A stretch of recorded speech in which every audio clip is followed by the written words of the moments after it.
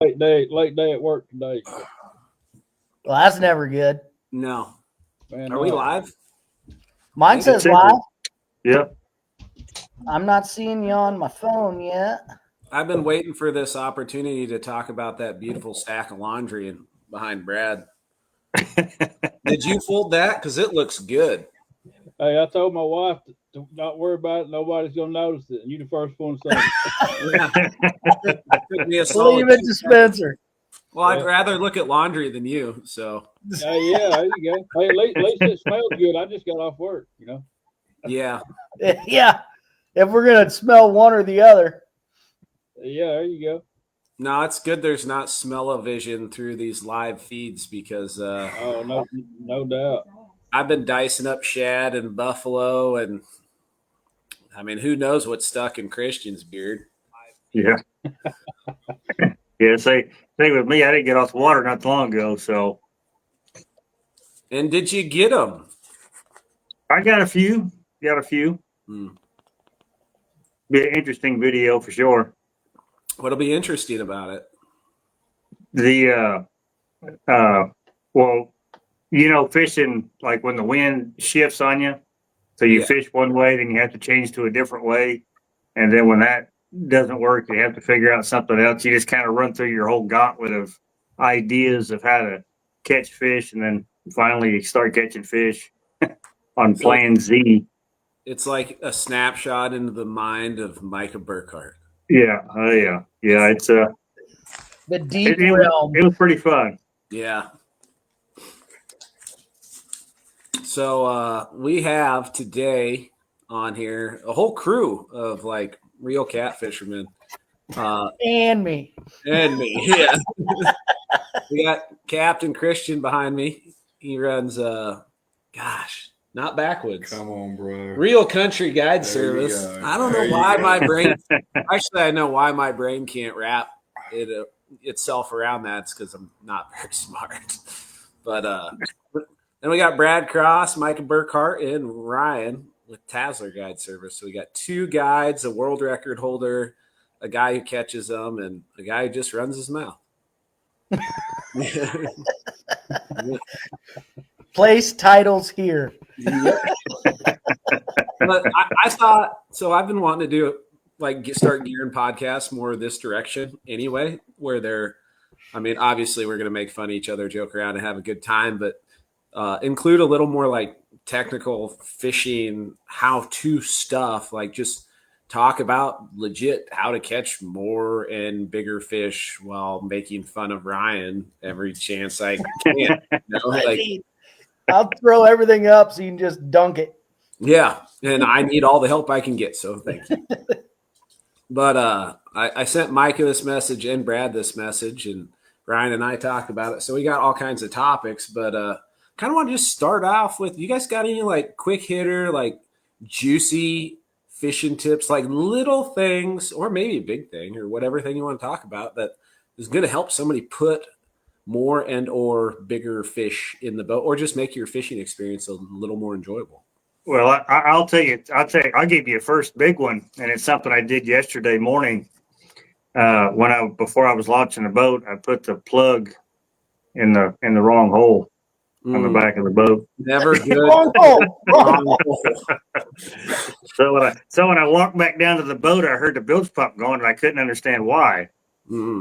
So figured that out. But that would be the first big tip to help your fishing experience for that day a lot better. I feel like there's so many jokes, like wrong hole, gushing everywhere. Hey, I put it out there. I figured one of y'all jump on it. But if you're in that scenario, that's the best case, that you put it in the wrong hole, not that the bottom of your boat has a gaping hole. That's true. That is very true. What hole did you put it in? Don't ever say gaping hole on here again, right? For me, that was like cringy for me. What'd you say, Chris? Larger than average opening. He said he put it in the wrong hole. Did you put it in the live well? Yeah, because I got the one that the drain for the front live wells. It's the exact same size as for where the plug goes to. Oh, yeah. Gotcha. Well, do you have any fishing tips? Well, I'll go more specifically for this time of year. Yeah, We could go there. I found it not so much this year, but last year I found out about it or did a little bit more of it, and this year I've expanded on it more, and that was fish slower. what do you mean, like dragging well, slower or fish No, longer? well, okay, so dragon, but no, I actually put the planer boards up. I haven't used them in a couple weeks because, well, I found it with these water temps, you could still catch big fish every now and again pulling boards, but kind of more or less your style of fishing, Spencer. Just kind of spot lock on something or anchor up on something or nose up to the bank and fish, and it just basically just goes slower. Milk an area you're confident in for the most part. Milk it and don't put it in the wrong hole. That would be the other thing. Got it. How about you, Brad? What do you got? I'll tell you something I've really learned, but mainly just noticed, man, over the, especially like Micah said, this time of year, I'm more of a pinpoint precise anchor fisherman. That's what I call it. Just find structure fish on it and set up on them. But I have noticed, like he said, you can catch, still catch some big fish dragging, but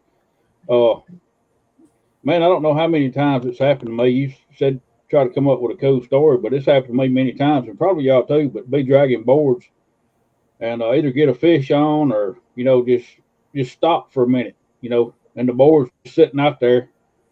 And that's when you get a lot of bites that way. It's like, and especially on days when you're getting short strikes, y'all know how they'll hit. You don't know how they don't hook up. But them are the days it seems like when you get a fish on, you got a fish in a boat, messing with him, trying to do all that with cameras or whatever. And then all of a sudden another one will take off, and it can be on a day when the fishing sucks. But it's just on those short strike days, like Michael said, slowing down. But sometimes just stopping, period. If you get amongst some fish dragging boards, you got them spread out there, 100 foot wide.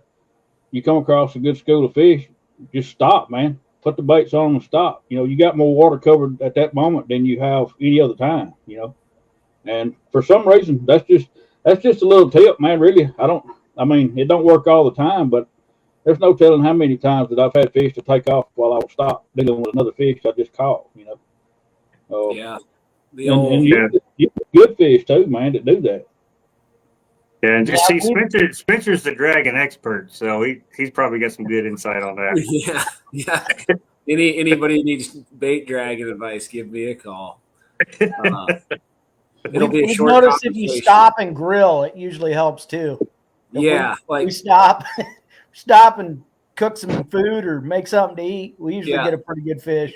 When we stop dragging, we stop like 12 hours at a time. We get sidetracked. I'm only talking at a few minutes, but I guess 12 hours. If you're gonna let them soak, you might as well let them soak. Yeah, make a campfire. Yeah.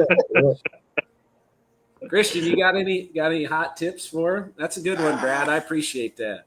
Yeah, maybe something to piggyback a little bit off of what Bradley was saying when the fish aren't necessarily in an acting feeding behavior.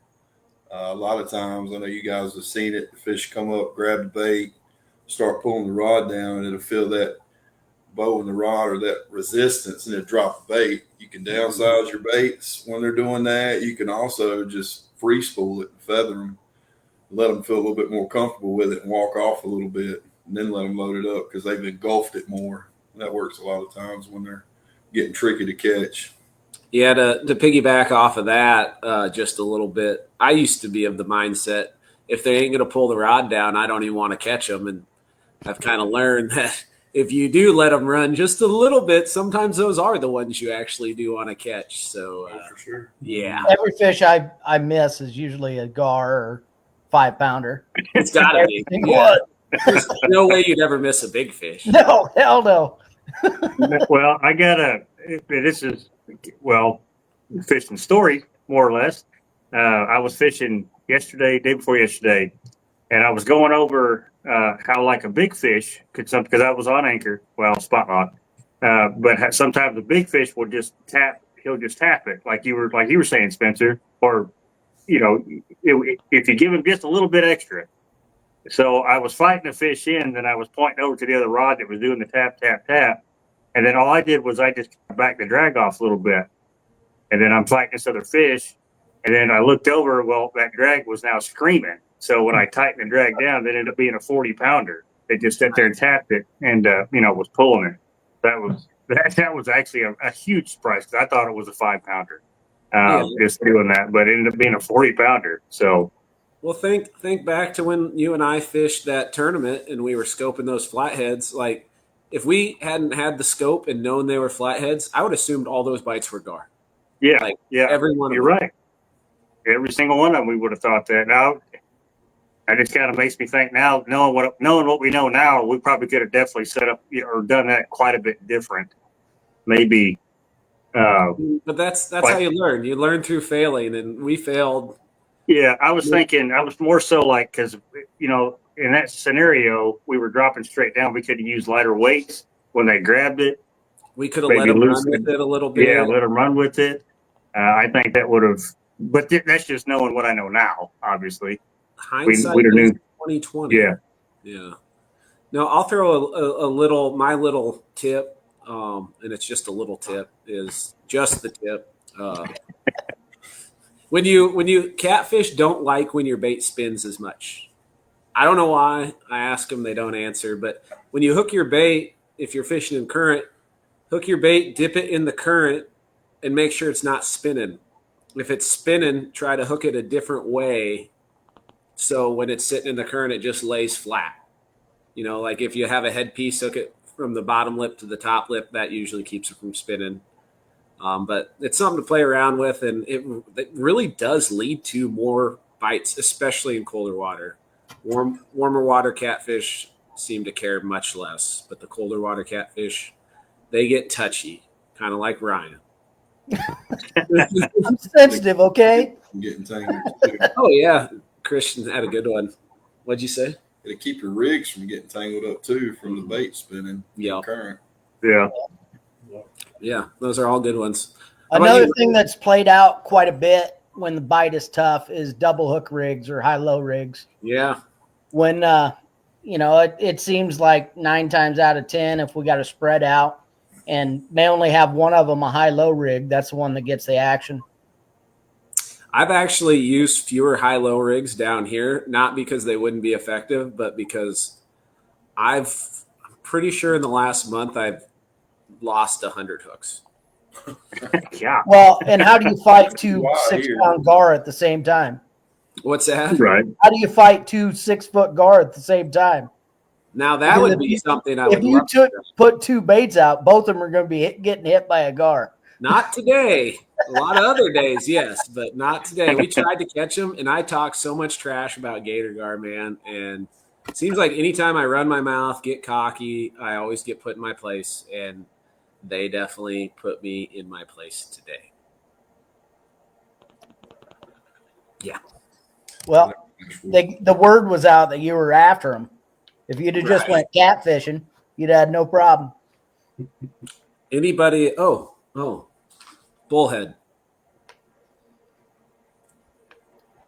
What am I missing here? Anytime someone says bullhead, you got to drink. This is Red Bull, not a beer, but I do have it in my old. This is my old ultra light. I've drank thousands of ultra light through this thing over the years, but now only Red Bull get put in it. But I ran a lot of beer through that thing.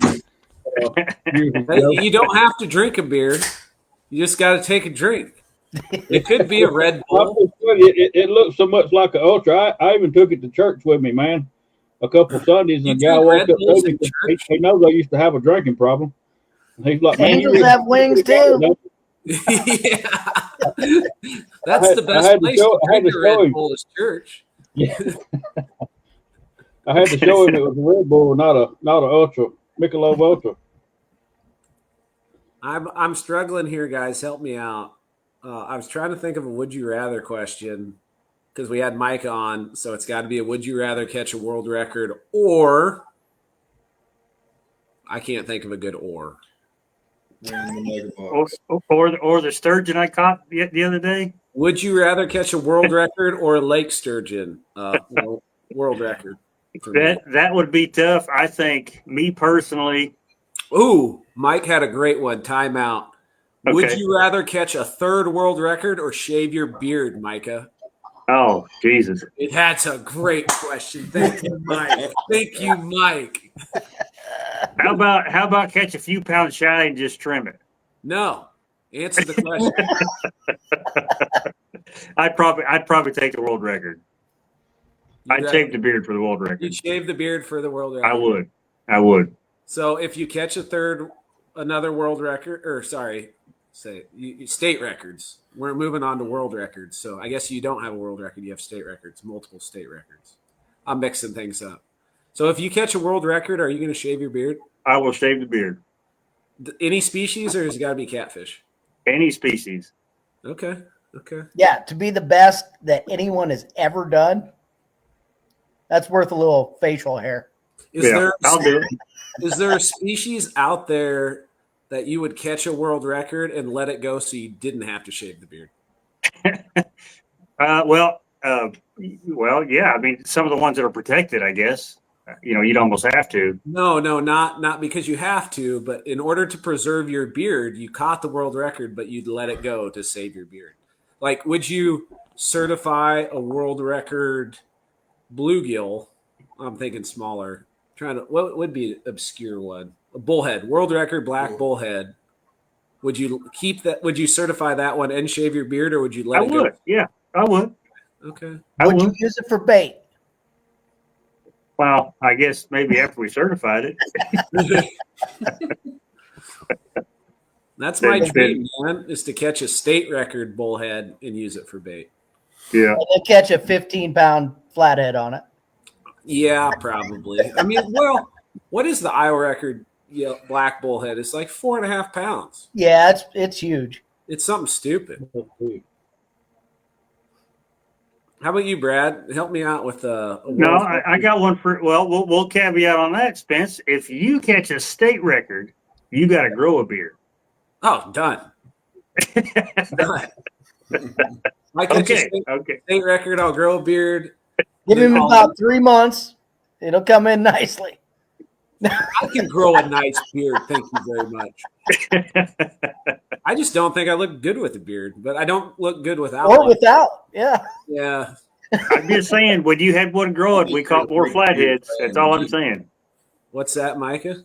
I said when you had that beard growing, you kept complaining about it. We caught more flatheads that day. So, and usually it's the opposite. I have to sacrifice the beard. I used to grow one over the winter, but I'd have to sacrifice it in the spring in order to catch flatheads. Yeah, but not that day. You're right. We had we wore them out. Hey, he brought that beard on my boat and we skunked. So that's true. That's true. Doesn't travel well. No. And then he went home and shaved it, and they burned him up the next day. So. Yep, I sacrificed it and we caught him.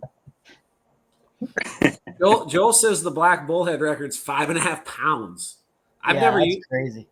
What's the biggest bait you guys have used? I've used 3 to 4-ish pound live baits before, and that'd be the biggest. I've never used that big.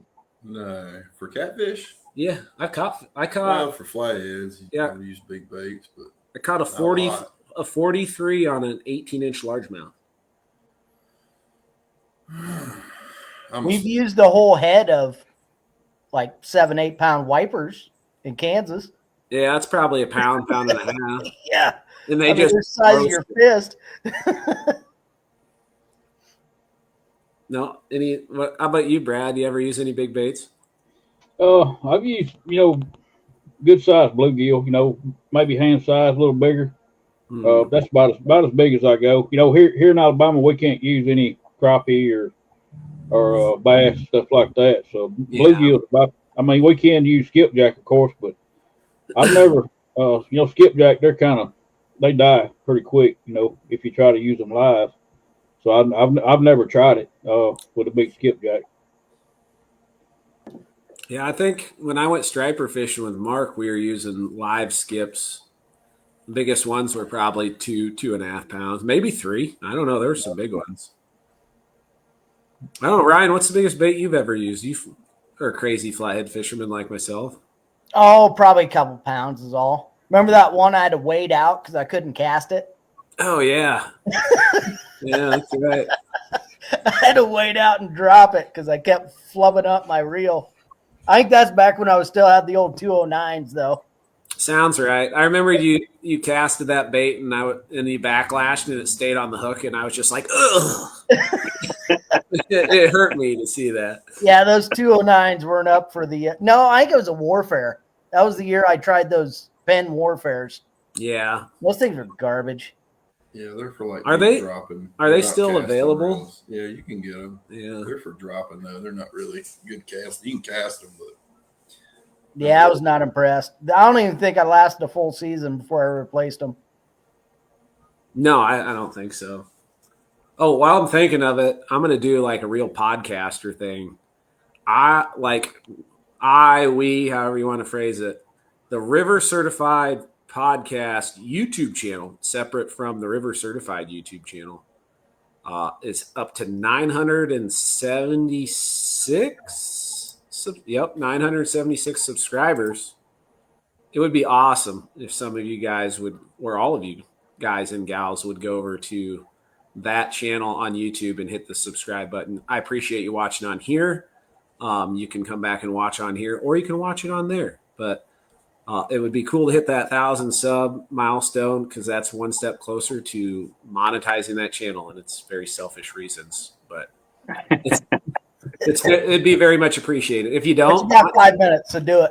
if you don't want to, no big deal either. But I'm gonna like advertise for once in my life and all that stuff, and never again, probably, unless you want to go buy a Ravix fishing rod. That would be greatly appreciated too. And you both win in that scenario. That's true. I'm pretty proud of those rods. So I had a very tough day fishing today. We caught one small alligator gar. We went to catch alligator gar. We've been fishing for alligator gar and catching a lot of catfish. I'm not mad about it, but you flew here to catch gator gar. But we succeeded. We succeeded. We failed successfully yesterday catching flatheads instead of gator gar. But anyway, I say all that to say I got a new pair of Crocs. And this morning I was like, Christian, should I wear the old Crocs or the new Crocs? And he said, the new Crocs. And I was like, that's a great idea. I want to see what they're like. And I think they were too new. And I think they jinxed us for the day. You guys got any fishing superstitions? Like, I'm a believer stuff cannot be too new because it needs to be broken. I got a question. You got a question, not a superstition? What is, out of the 5 of us, what's your opinion on the banana on the boat? Okay, that's a good one too. I don't buy into it. I like bananas. I mean, it just we don't have to worry about isn't it originally like traveling across sea and bringing bugs onto the boat? Isn't that how it originally? That's what Sam what I've told heard. me. They're not on the boat long enough to get bugs, so I'm okay with it. Oh, Mike, I've never, I don't know if I've ever had a banana on my boat, so I really can't tell you one way or the other. I will tell you though, I am pretty superstitious when it comes to certain things, but I don't think a banana would be one of them. So what are you superstitious about? I just doing the same thing, or not say the same thing, but having the same preparation each day that I go out, not have something, throw something and, throw it for a loop to where it's just chaos and mindset's off and little things like that. Full moon, a lot of people don't like the full moon. I love the full moon. I think I do better on a full moon than I do without the full moon, but just little things like that people always are superstitious about. Actually, I take that back. I do better on the build up to the full moon and a day after the full moon. It sounds like you just have like a procedure that you do things. Yeah, I guess it's not superstitious, but it is a procedure type deal. You don't like But no. put your pants on like left leg first or right leg Well, first? now, okay, so And I'll share everybody? this with you. Now, I will share this with you. So I wear like my undershirts that I always wear. You know, sometimes they're the white, you know, sleeveless shirts, or they're like right now I wear they're like little silkies, I guess, little cold weather stuff. When Sounds I put them elegant. on, when I put them on in the morning, when I go to like fold it up, put it over my head, if I can see the label and I'm putting it on right, I know it's going to be a good day. If I've got to turn the shirt around because it's on backwards, I'm kind of like, it'll be a Going crappy back day. to bed. That's like taking the Oreo apart. Yeah, You know, if you get the cream, I don't know. There's something yeah, in Oreo. yeah. That's where my mind went. I don't eat Oreos. I don't even know why. You don't know what you're missing. Yeah. Brad, you got any superstitions, or you just go out there and catch fish no matter what? He never changes Well, his graphs. Yeah, What? yeah. But he's talking I said about my old graph.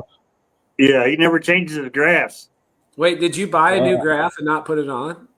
I did. I bought me I think I told you I bought me a HDS Pro 10. I was gonna go with a 12, and I thought, well, I'm still young enough. I can see a 10 good enough. So Hell yeah. I did. I bought the Pro 10, and then you know, we got all these people after we won that tournament started saying we wasn't pros. Well, it was a pro unit, HDS Pro. So I took it back. They won't just sell it to anybody.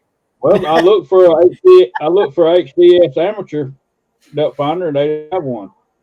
So I just went back to my old units. But no, all jokes aside, I did buy one, and it stayed in my closet for about 2 months. And I was just lazy, you know, didn't want to install it because, you know, it's a lot of work doing that. You got to have the time to do it right, set it up. And but I was continuously pretty consistent, man, catching fish with my old one. I mean, it's going to go out. Sometimes it turns off on its own, stuff like that. But and when it goes out, I'll buy one. But right now, I'm doing fine with my old units. I've got 12-year-old units, you know, and they do just fine. Which Micah, you know, Micah fished with me, and he's saying which you know, I didn't know all this stuff about the clean power. You know, run clean power to your unit. You'll get a lot better, you know, signals and stuff. I didn't know any of that, so mine's still hooked to my cranking battery. And when I'm idling, you know, looking for fish, you know, you got to look through all this fuzz stuff to find the fish. But you know, like I said before, you know, mine are dead scope. You know, they show fish that won't bite anyway. So I just find structure, set up on it, fish the structure, and hope that there's a fish there that wants to eat. Yeah, but you don't have to pull baits. Fish just come to you naturally. Man, sometimes it happens that way. But you know, I do when fishing with Micah and Spencer, you know, seeing the new technology and stuff they come out with, it's man, it's nothing like my old units. My old units is like playing Atari, you know, and you know, and that's kind of the way it looks. You know, you could almost tell, you know, the difference between a blue cat and a flathead. If you get a good enough signal of that fish, you know, you can tell. Yeah. But like mine, they all look like carp. You know, every now and then you'll see a carp with whiskers. You know, you just got to go for it. Christian, you got any superstitions? No, you know, I brought up the banana thing. Customers will see me eat a banana from time to time, and they tell me they've been on boats before where the captain snatched it out of their hands and thrown it in the water. That's not uncommon because they're so superstitious. I'm not a real superstitious fisherman. Maybe sometimes the first set of the morning after I cut my bait, the scrap pieces, the tails or the back, I throw it in the water and say offers to the fish gods. That's something I adopted from a tournament partner of mine. But other than that, not really. Yeah, I mean, I'm kind of a superstitious guy, but I can't really think of any deliberate things off the top of my head. I mean, I'm more like Micah is. I just have a very set way of the way I do things, and I do it day in and day out. But that's more process based. Well, I guess my Cubs hat. Yeah. I would never wear a Cubs hat fishing ever growing up. And then I always said if they ever won the World Series, I'd start fishing in one, and they won. Even furry ones. Oh, you're talking about the coonskin Cubs hat? Yeah. That's Ryan's doing. I What- freaking Yeah. love that thing. What cut? I have to say, remember, it worked. Because you wore it was catching fish, and he's like, here, you put it on. Then And I then started you catching got fish. Yeah. Yeah. It's It science. worked. Yeah. Yeah. Yeah, we were throwing that idea around about a coonskin cap, and I just got the bright idea that he needed a Cub symbol in the front, and a guy out of Eastern Iowa made us one. Yeah, that was awesome. Now the deal was, I remember it like it was yesterday. You were like, "What do you want for gas?" And I said, "I want a coonskin Cubs hat or nothing," thinking there's no way you would ever actually come up with a coonskin Cubs hat. And then here we are, and you had one. Prado's Trading Post. Yeah, that was a fun day. I'm glad we went down there. I was able to go with you to pick it up. It was pretty cool to see like how he did everything. Yeah, it was pretty neat.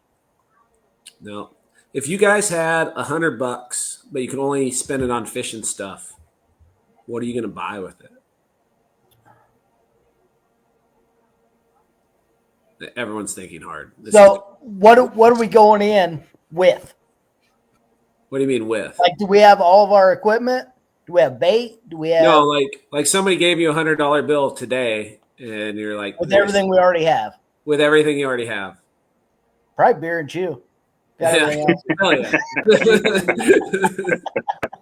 You know, the consumables. The consumable. Yes.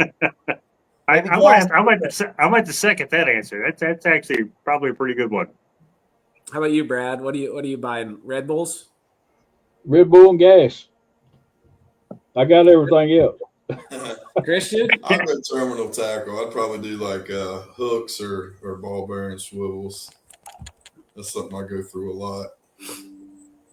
And I guess I just asked this question, and I can't think of my answer off the top of my head. What I would buy today, suppose I'd probably buy another aerator because they go bad all the time. We can get 4 of them for that. Right, we can get the good ones. Yeah, so I'd buy 4 aerators. Probably not. I'd buy a case Maybe of Sprite and then, maybe a cast net.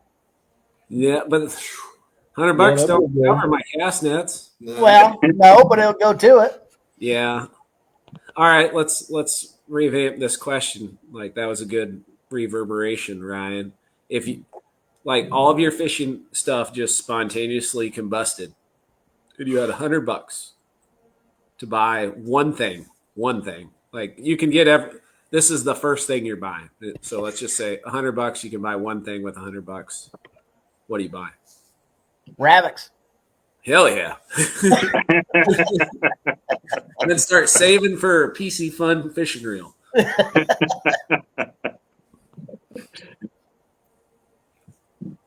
This is one of those ones I probably should have sent out before, but I didn't think of it till 10 minutes ago. We'll you guys think about it. We'll come back to it. I did find, and I can't remember if I talked about it the last podcast, but I had a new floating down the river item. Call it an item. I saw my first dead wild pig floating down river the other day. Oh Yeah, we did. We talked about that last week a little bit. Okay. Saw a 55-gallon drum. Didn't open it. Don't want to open it. I thought you meant the fish, a 55-pound drum, Oh, like the fish. I was like, holy crap. no. The 55-gallon. Okay, there we go. I don't know. I've seen dead fish floating down river. I've never seen one that I actually wanted to pick up. Is that a segue into a question? What's that? What's the weirdest thing you've seen floating down the river? Oh, that's an ongoing thing. Yeah, that's what builds our fan base. Yeah, you've never been on here, Christian. You seen any crazy stuff floating down river? Yeah. We got a pretty elaborate list. See if you Probably can. recently wise, we had this happened Gotta get closer. Gotta get last closer. winter. we had a fish on. It was a good fish. There was a lot of timber, and we had a hurricane come through, and there's a lot of debris and stuff.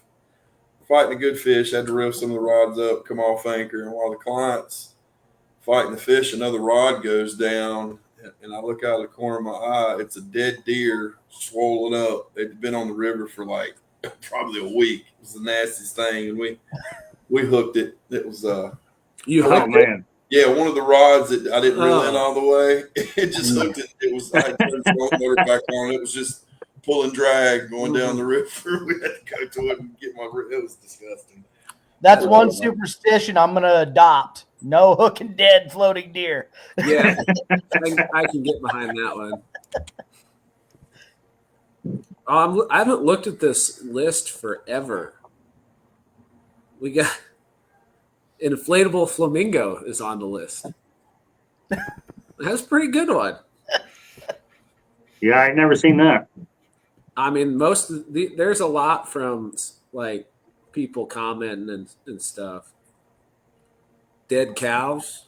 I don't know if I've seen that one. Maybe I have. I was out fishing on water one day, and I seen this boat coming down the river, and the river we had got it was back when we got all that major flooding, was it last year before, and I was out there fishing. I seen this boat coming down the river, and it kept getting closer and closer. It was a tiny boat. It was like, what do they call them, the little Cajun boat, little pyros, the little small pyros. Like a one pyro, yeah. Yeah. And it kept getting closer and closer, and I was like, man, why would somebody? Because the river was raging, man. It was running like 250,000 CFS through the dams. And I'm like, why is somebody out here in a pyro? Well, there wasn't nobody in it, and I don't know where it came from. Of course, it came from upriver, but I guess it flooded, and it either pulled the rope loose or it just came up, and washed it from wherever they had it on the bank. And so I just pulled my rods up, pulled out there and make sure there wasn't nobody in it, and it was empty. It was a paddle in it, and no tags or anything on it, man. And I was like, well, if I let this thing go, it's going to go on down to Wheeler Dam and just go through the floodgates and tear it all to pieces. So I hooked it to the old tank, man, and started to the truck with it. And I was like, I got about halfway. I was like, you know what, man? Some poor old soul, that may be his only boat, that he's got. And here I am, taking it home with me. I don't need it, but I just, kind of being selfish about it. So I just took it right back out there where I hooked it at, man, and unhooked it. And I was like, well, I'm just going to let it be what it's going to be, because it wasn't mine. I kind of felt bad about taking it, but that was probably one of the coolest things I ever seen floating down the river. Was a perfectly great boat, with a paddle, Man, but it wasn't mine. So you look at that situation so much different than me. Like, I'm thinking there should be somebody in this. Yeah. Right. Where's the person? You're thinking about stealing somebody's boat. And like, where's the boat? Where's the dude? Yeah. Somebody fell in somewhere. Well, yeah. Well, I did think about that at first. That's why I went over there, because I thought somebody was laying down in it, because, things happen on the river. It didn't have any signs of anybody being in it. It was dry, like it hadn't been turned over. It was so small, it only had like 12-inch sides on it. I don't even know how it made it there. But, if, that's possible. I see your point. Maybe I need to start thinking a little bit different if I find an empty boat out the river. Finders keepers. Screw it. As soon as I see an empty boat, I would wonder where's the person that's supposed to be in it, I guess. But, yeah. Well, you hear about them haunted pirate ships. Yeah. Be careful grabbing an empty boat. There might be a ghost in it. Hop in yours. Yeah. If your boat's haunted, whoever. Well, if it's been on a normal day, but I've heard that happen before. Heard of what? Heard of what? You there, Brad? Well, you probably Yeah. Well, I was just saying, if it was a different time, the conditions was different. I probably would have thought a little different about it. But it being, the river was up like 8 foot from what it normally is in winter pool. So I kind of know what happened. That, the rope was kind of tore on the end, and that's what made me think that it come loose from the bank, because it actually had a rope hanging out of it. So, yeah. Well, hopefully that's the case, and you didn't. Somebody had a bad day. Yeah. So, now you're gonna have me sit laying in bed tonight, just wondering, man. I wonder if somebody was in that boat. Well, I would think if they were in there and you grabbed it, you would have saw them. Not a lot of room. Yeah. Hey, I'll tell you what I will tell you, man. It's a pretty cool story. I'll shorten it up, but it has really nothing. Well, it does have something to do with fishing, because I was actually fishing from the bank, and I had to use the bathroom, so I drove down the road and went up in the woods where I hunt at a little bit, and I pulled in there, and where I stopped at, I was just standing there, using the bathroom, and I kind of just looked over my shoulder, and there was a shovel leaning against the tree. Brand new. Still had a tag on it. I mean, it's like 10 foot off the little dirt road I was on. I was like, well, somebody left a shovel. Well, I walked in the woods there, 10 yards, 15 yards, and there was a brand new empty bottle of Jack Daniels laying right beside it. And it was empty. So I was like, man, that just kind of looks weird, So I got to looking around, and somebody had dug a grave, man. It was like, it was a human-sized grave. Dug the grave, then covered it back up and threw brush all top of it. All the brush still had white ends on them where they hadn't been cut that long. And it was kind of crazy, man. And you took the shovel. What you just said, I got the shovel. I was like, well, throw it in the back of my truck. You didn't have the shovel. Quit telling my secret. Yeah, well, on the way home, I got to thinking, I called my wife, and she was like, you may need to call the police. That kind of looks suspicious. And I was like, well, I got the daggone shovel in my truck, man. Your fingerprints on it. Why am I going to call them? If I call them and tell them I, got the shovel, then I'm the first suspect, Yeah, on a place that you normally hunt, that you know very well. Yeah, exactly. And I stopped right there to use the bathroom. I was there on that day. But anyway, I ended up calling the police about it, and I met them back down there. And the whole time I was kind of scared, because I had the weapon in my truck, but that's the first thing I did when I got out. I just walked to him and handed him the shovel, like, here, you can have the shovel, man. I don't want nothing to do with it. But they never done anything, man. Never. As far as I know, they may have brought a dog in, but they never dug it up to see what it was. But it looks very suspicious, because, you got a shovel there, brand new, with an empty bottle of whiskey and a grave. Who would go through that trouble over a dog? I'm gonna have to bury Woody someday.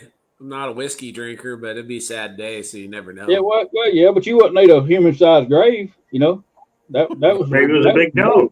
There's about one reason to have a human-sized grave. Yeah, they had a Great Dane, maybe a bull mastiff. Yeah, that's true. But I still wouldn't have left my shovel, Yeah, brand new. It was just pretty odd, man. Especially if it was a human, because, like you said, your fingerprints are on it. Oh yeah.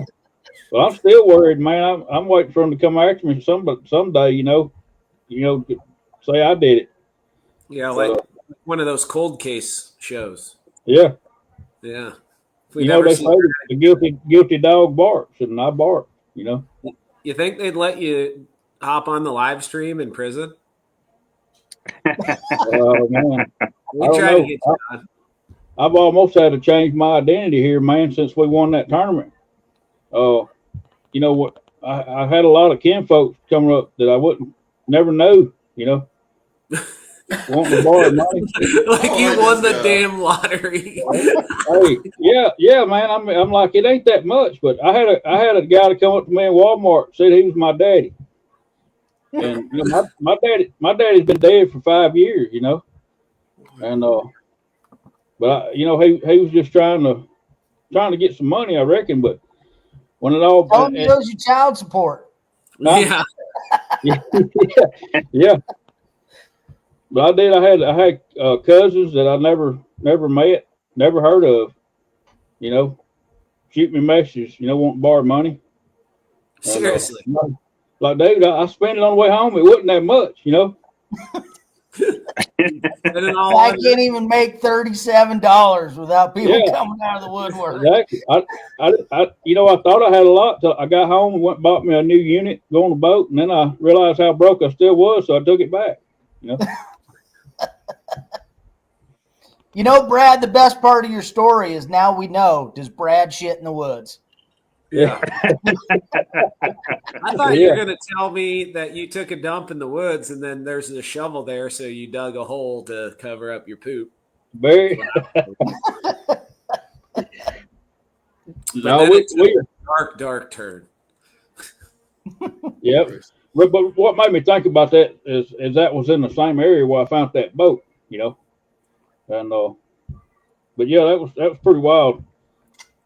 Then the plot. Maybe somebody found the person, the boat owner. Yeah.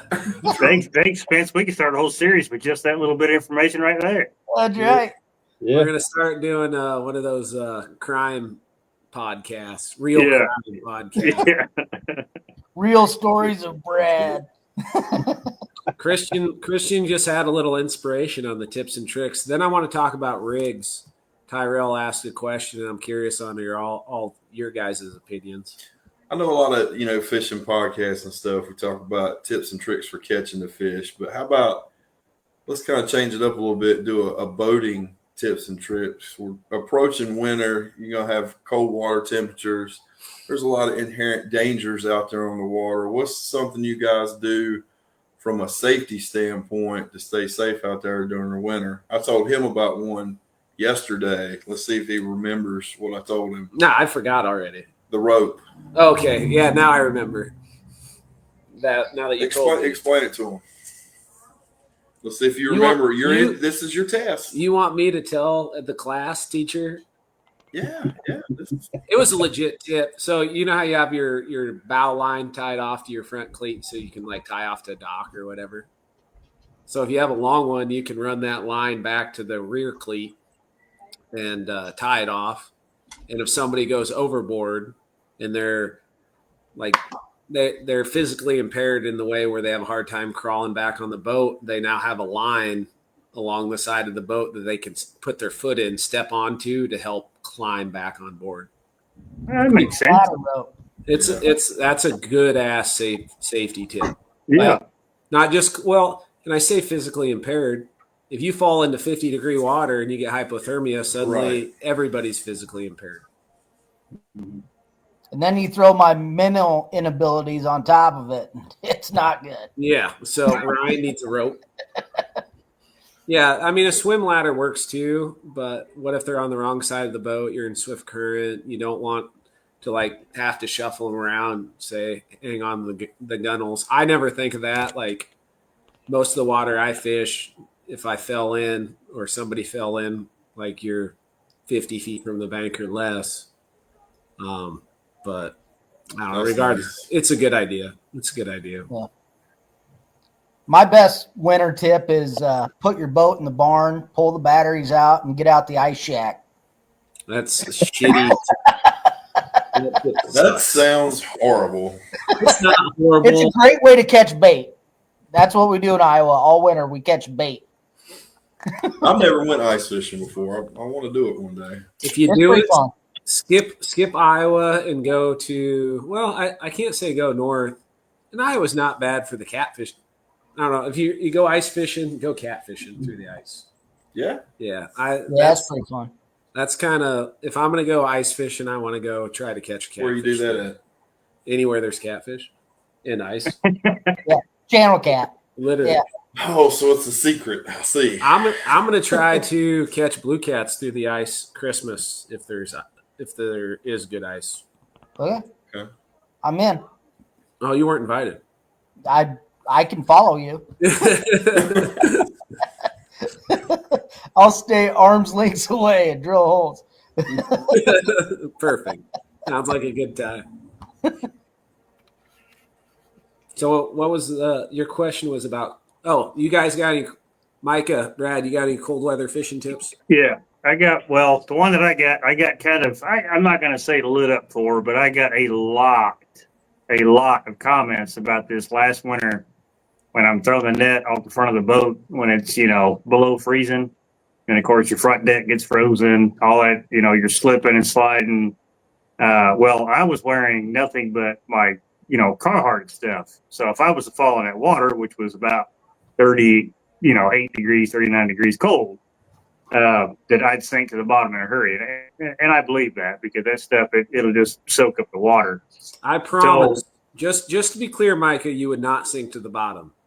But you would also now have an extra 100 pounds of water. Yeah.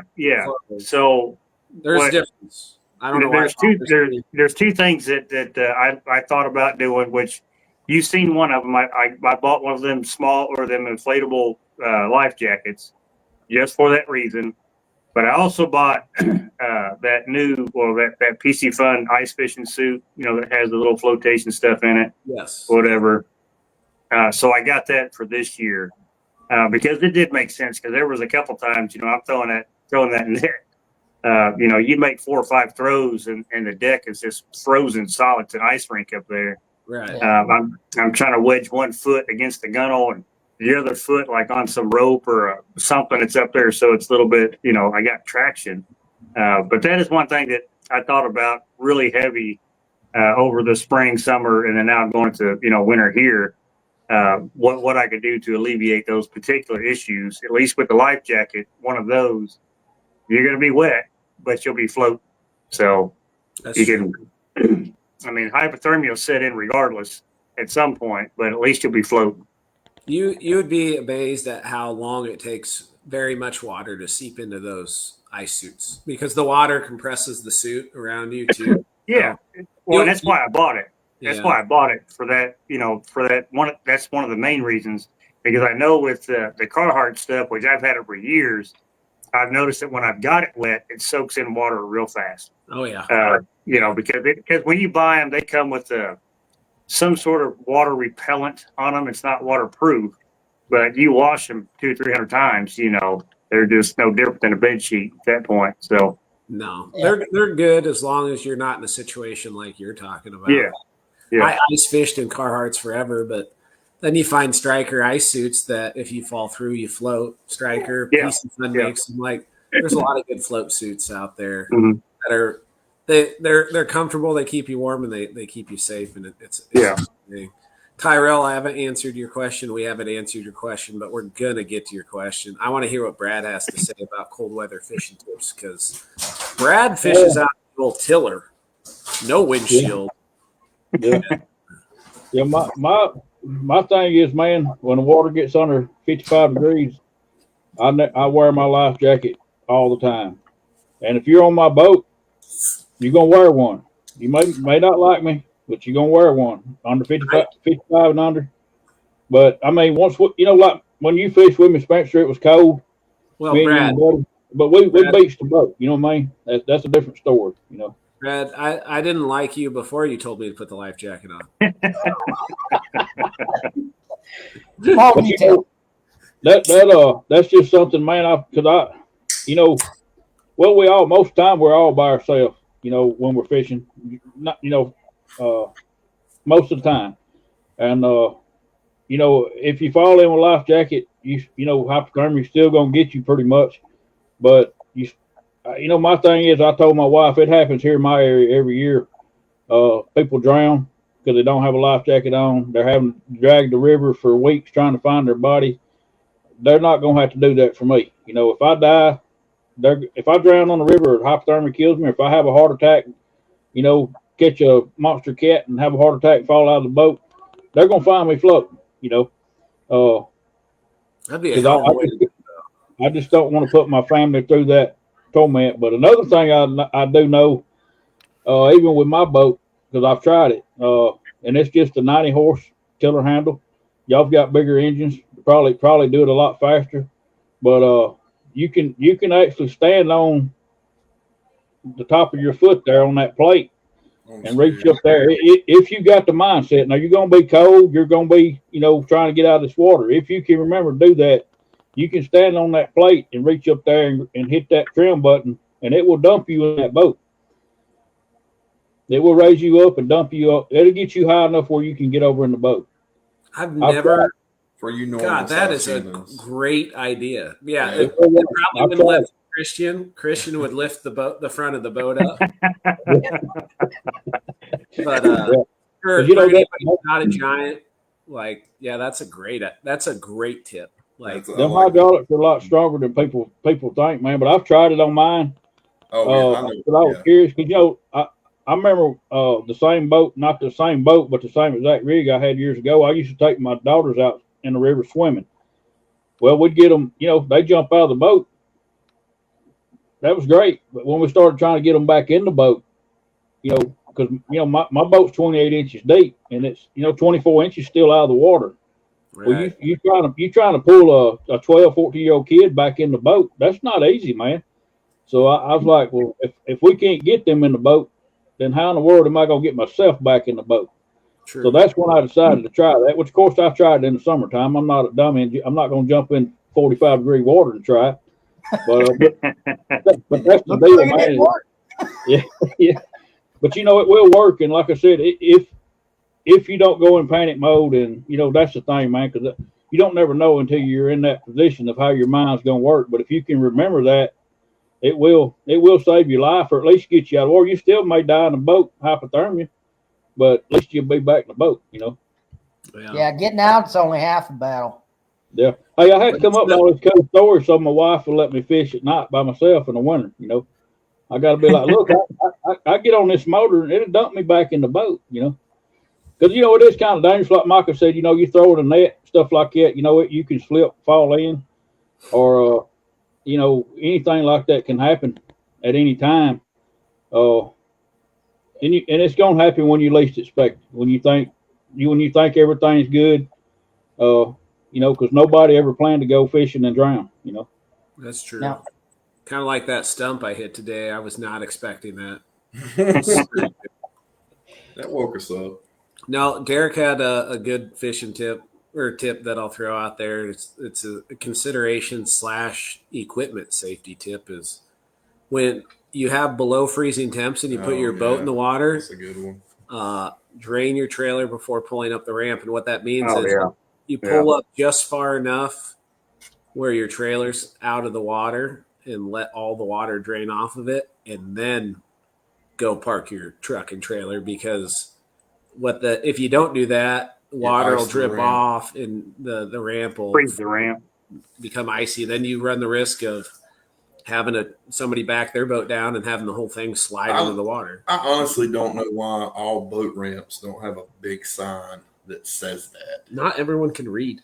What? Come on, man. They got their if they put the boat in the water, they got their driver's license. They got to be able to read. Well, they figure most people don't fish there in that time of year too. Yeah. Which to a point, it's true. Yeah, I mean, to a point that's true, but you get people like us, and they still run tournaments. Tournaments are the worst that do that. Yeah, and they run their bass tournaments in the wintertime and stuff. Those are the worst. Damn bass tournaments.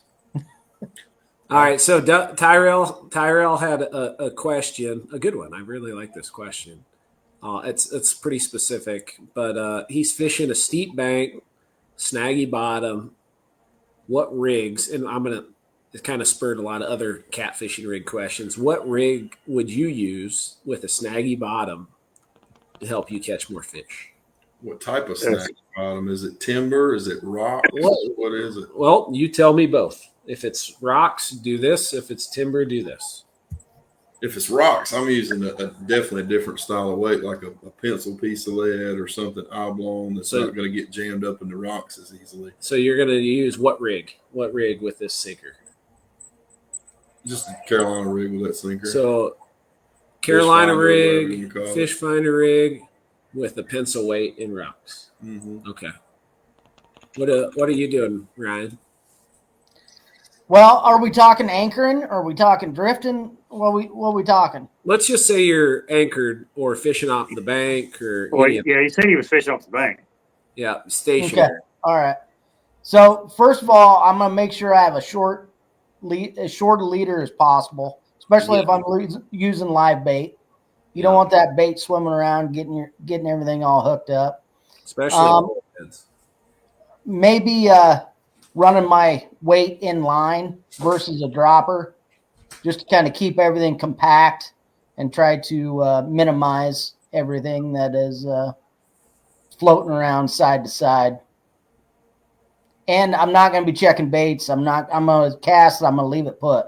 I'm going to let the fish take me out. Because if I cast and I'm snagged right away, I'm not always worried about it. You know, a lot of times a fish will bring me right out of it. So I'm just going to cast a bait out and I'm going to let it sit. What are you doing, Micah? If it's a known snag area that I'm spot locked or anchored up or fishing off the bank on, I'm running a Santee rig with with some sort of a With the float? with the float. Yeah, keep your bait elevated above it. That's a good idea. Keep the bait plus the hook out of it, but I'd run some sort of like a smooth sided weight, like a pencil weight or no roll of some sort, just some sort of smooth sided weight. But I'd run a Santee rig for sure. Hell yeah. You can also run a 3-way with a drop of some lightweight monofilament. And if you do get snagged, it's going to cost you a sinker, but you'll get your rig back. Yeah, you could do that. You could do that too for sure. So that's where that's what I do. Like if I'm fishing below a dam that's really rocky bottom, I'll run a 3-way rig, and my sinker dropper is long, like 2 to 3 feet long. And then back to what Ryan said about the short leader, my leader between my swivel and my hook is short, like 4 to 6 inches.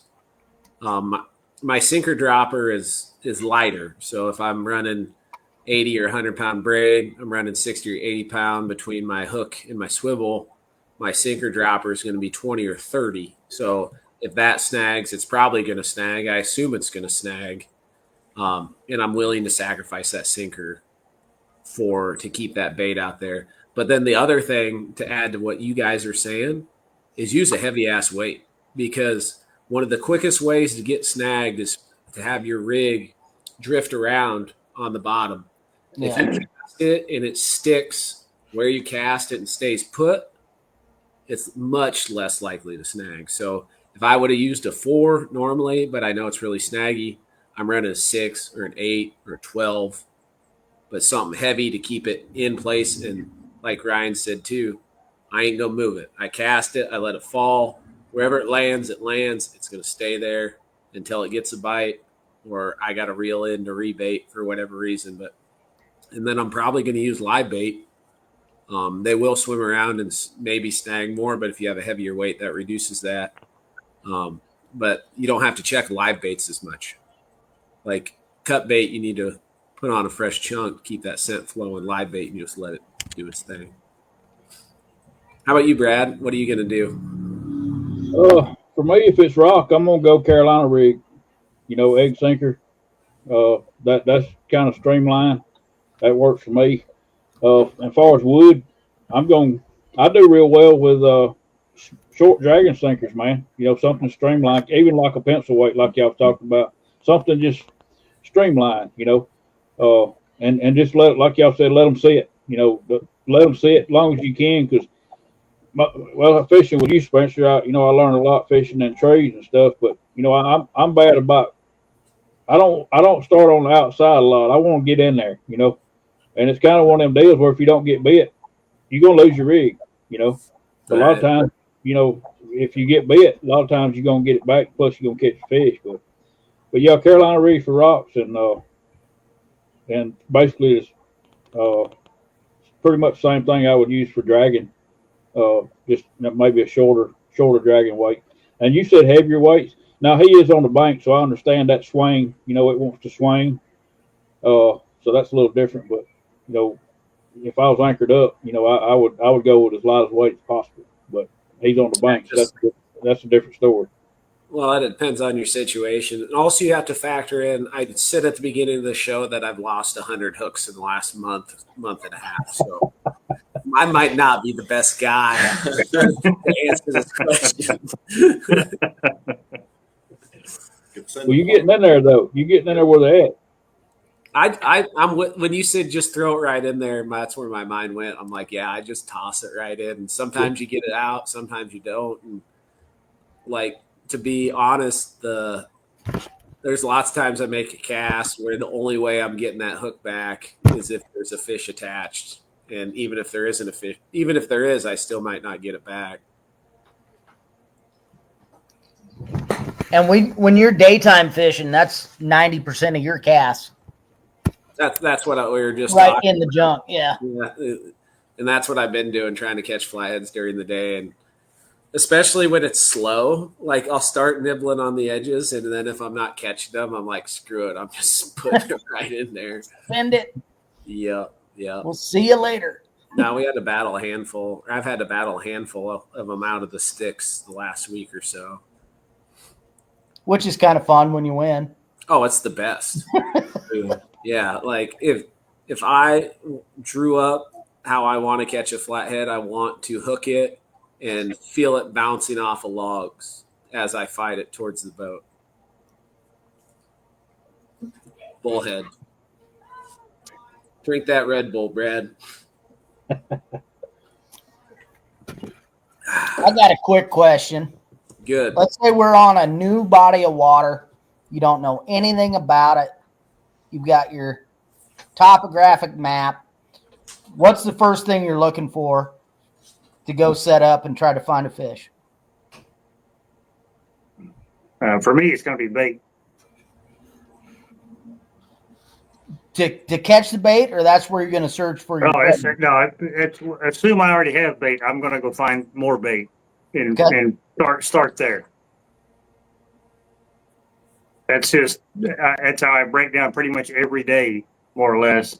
Is I try to find where the bait's at, and then I try to find fish in close proximity of that bait, because more than likely those are going to be the active fish. More than likely, not all the time, but more than likely. But I always try to find where the bait's at, whether it be along a bank, on a point. I don't know. It just depends on where they're set up. Like this time of year, I'm looking at mud flat banks, looking at structure that's off the bank, things like that. Something that's close to where feeding fish will be. And then if I find that, then typically it works. I ain't gonna say every time it works, but typically it works. And then a lot of times that produces a pattern after that. Yeah. Then you can kind of skip a lot of water once you kind of get that going. What about you guys, Brad?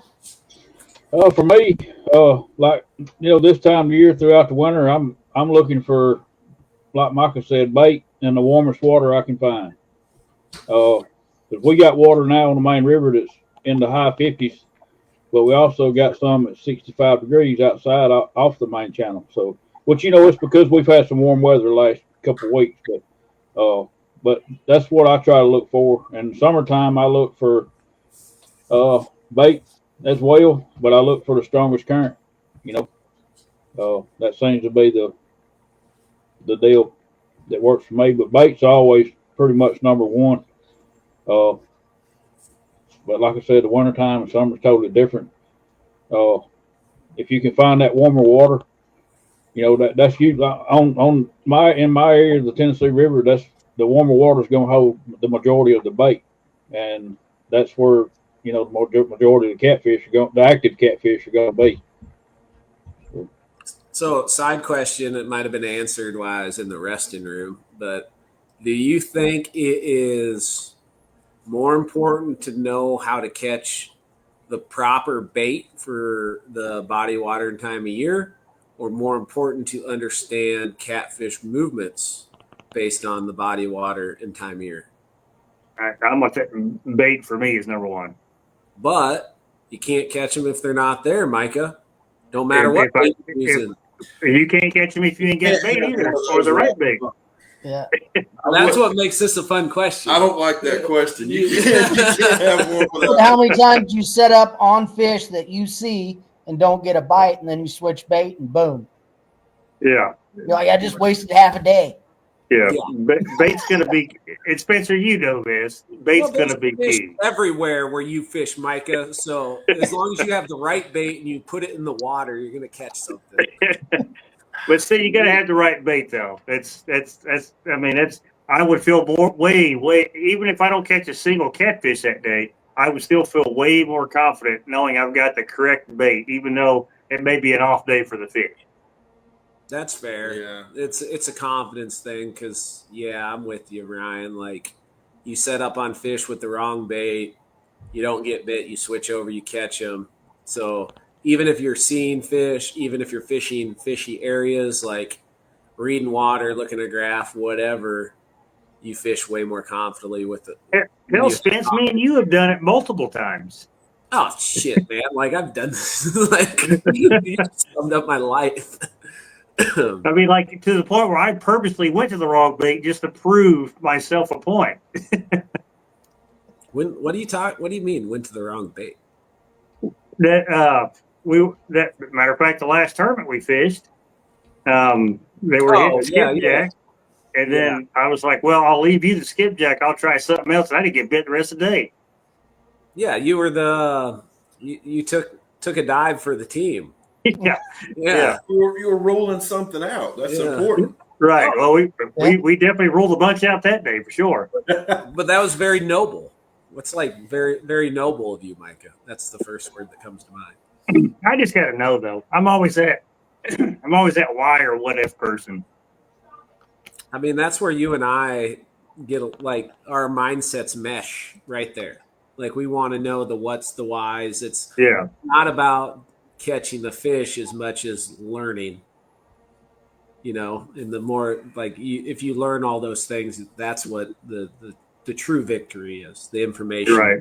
Yeah. Unless there's 100,000 on the line, then kind of important to catch fish. Yeah, we'll worry about the info later. We just want to win. But the why and what is what got us there, though. That's a fact. Oh, without a doubt. Yeah. Like, that goes, do you enjoy the destination or the journey? Like, the journey. We're all journey guys here. Yeah. Maybe not the band. Journey's okay. But not top 10. Not my top 10. I'm sure there's somebody's top 10. But yeah, like before YouTube, if I didn't catch a fish, I didn't care. Now with the YouTube side of things, I got to catch a fish to make a fishing video. Or if I run a guide trip, I got to catch a fish or put people on fish to book more trips, and keep people happy. But for me, just fishing with nothing else, I don't care if I don't catch anything because I just learned what didn't work. Because I'm always learning, I'm the exact same way. The exact same way. That's why one of the reasons we get along. Yeah. Yeah. How about you, Brad? Yeah, I'm kind of the same way when it, because I've got some areas on the river, even right now, that our water's, in the upper 50s, and them fish will not touch a skipjack. What? But the catfish that won't eat a skipjack? I didn't think it existed. I mean, you will catch some 5-pounders, 10-pounders, maybe even a 15, but the big fish, they are keying in on gizzard shad right now. And they did that to me last year, man. I did the same thing this year. Michael come down and fish with me, and I was telling him how hard it was to catch skipjack in my area because they just wasn't here, man. All I was catching was little sardine size, and he come down and the whole freaking river showed up at the dam. But anyway, we've been able to catch them this year, man, just consistent. So I ended up catching me about 100, putting in the freezer, for this time of the year, and I should have known better. Now I got a bunch of bait. I mean, they will hit it. Don't get me wrong, but they prefer gizzard shad big time over skipjack in these areas that I'm fishing. Now you may get outside that area, you may, every lake's different, but the places that I fish, the gizzard shad is king when it comes to, 50-degree water and throughout the rest of the winter. I don't know why, you think they would eat a skipjack, but I seen it last year. I'd throw out 2 because I was still trying to use my bait up. I'm not going to let it sit in the freezer and ruin. So I'd throw out 2 skipjack, and then I throw out 2 gizzard shad, and the gizzard shad was 10-1 over skipjack throughout the winter. You know. But are you comparing fresh shad to frozen skipjack? Yeah, I mean, but I do well on frozen skipjack in the winter because the water's cold. You know, I'm pulling it out of a freezer, you know, that's cold, But and not putting it not well in cold. enough to outfish the shad. No, but I'm not talking about 6-month-old bait either. We're talking about a week old, you know. Yeah. So it's not really that old, but yeah, you know, you may have a point there. If I could catch skipjack right now, you know, in this cold water, I definitely would try it. But it's easier for me to get shad, you know, and I'm not going to work too hard for bait if I don't have to, because I'd rather be fishing than chasing bait. I'm with Well, you. there's something to be if I can- said, but the fish aren't going to work too hard either. If they can get shad a lot That's easier true. than jack, that's what they're going to do. Yeah, that's true. And I find a lot more shad when the water gets cold, you know, because our skipjack, I mean, they're still catchable, but I'm not going to chase them around the river and catch 3 or 4 when I can go catch a bucket full of shad, you know, and go fishing. You know, that's kind of why I'm lazy when it comes to catching bait. Now I do work hard for it sometimes when I have to, and I will because I got to have it. But I just prefer the easiest way I can get it, so I can get on, you know, get some lines out for catfish. But Yeah. like I said, you may have a point there. I may have to just check that. Just go catch some, if I can get some fresh skipjack and throw them in them holes with a gizzard shad and just see if the fresh makes a difference. I mean, that might be the worst thing because you have a day where you catch them all on fresh skipjack and suddenly you're not so lazy with bait catching. Yeah. It's just, you know, it's like I said, it's my area in the winter is very, very. Well, you've seen them. You lived here, you know, long enough to see how the bait does, man. They get so net shy. It's tough. It bait down in your area is surprisingly tough. Even the shad can be tough, but Yeah, I mean, I'm you with said you though. I'm a shad man. Like, if I can get a shad for a big chunk of the year, not just when the water's 50 degrees or lower, but 60, 70. I don't want to fish shad when the water's 80 or 90, but when it's a little bit cooler, I love shad. I'm a shad man. I mean, even in hot water, a nice live shad's pretty tough for a flathead to swim by. Well, live shad versus cut shad, different story. Because I'm with you. Like 12 months out of the year, live shad's awesome. But do you want to try to keep it alive 12 months out of the year? That's tall order sometimes. At least for me, I don't know the shad magic, shad voodoo to keep them alive very well. Big tank. Yeah, more water. Catch lots of them, so you don't have to worry about them dying. Like I have 3 different shad tanks. I have a 15-gallon, a 20-gallon, and a 30-gallon, and I struggle. Maybe I just fill them too full. That's probably what's going on. Yeah. Got a good question from Cutter Stevens there. That's a good one. All right, we got a good question from Cutter Stevens. Just getting into catfishing from a boat. What tips would you recommend for covering water, dragging suspended baits? ? First thing, Cutter, I'd say is, why do you got to cover water? Maybe you do, maybe you don't, but that would be the first thing to figure out. Do you need to drag or suspend baits, or do you need to sit on a spot, or do you need to anchor for 15 minutes and then move, so on and so forth? And well, if he's wanting to suspend baits, I would recommend suspending them in areas where fish are feeding, not fish that are staged up, buried in the mud, chilling. Find feeding fish on your grab. Those are my favorite fish to fish for. Yeah. Um, And by feeding, Cutter, I mean they're active. You see them on the graph. They're not hugged tight to the bottom. They're moving up and down that bottom 10% of 15% of the water column. They're active. So that leads me to another question that I'm going to ask you. Then we're going to go back to Cutter's original question is, how do you know they're catfish if they're up off the bottom? Well, a catfish has a very distinctive return. They're a skinned fish versus a plated fish. Distinctive to you. So what makes them distinctive to? So based off of the way I dial in my electronics and set my color plats, I could just tell that it's a skinned fish versus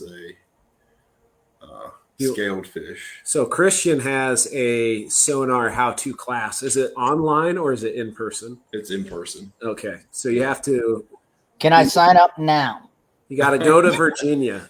Why don't you do online? You could scale that up so much better. Well, the benefit of the class is actually after a Coast Guard safety check of the potential customer's vessel, I go out on their vessel, help them dial their electronics in. We look at the setup of it first and all that jazz. That's kind of the. You should really consider, and we can talk about it later, doing an online how-to electronics class, because like I'll tell you guys, the last 2 days, 3 days, however long Christian's been here, like we've been dialing my shit in, man. That thing's pretty. Yeah, like he's counting whiskers. It was okay. Now it's crispy.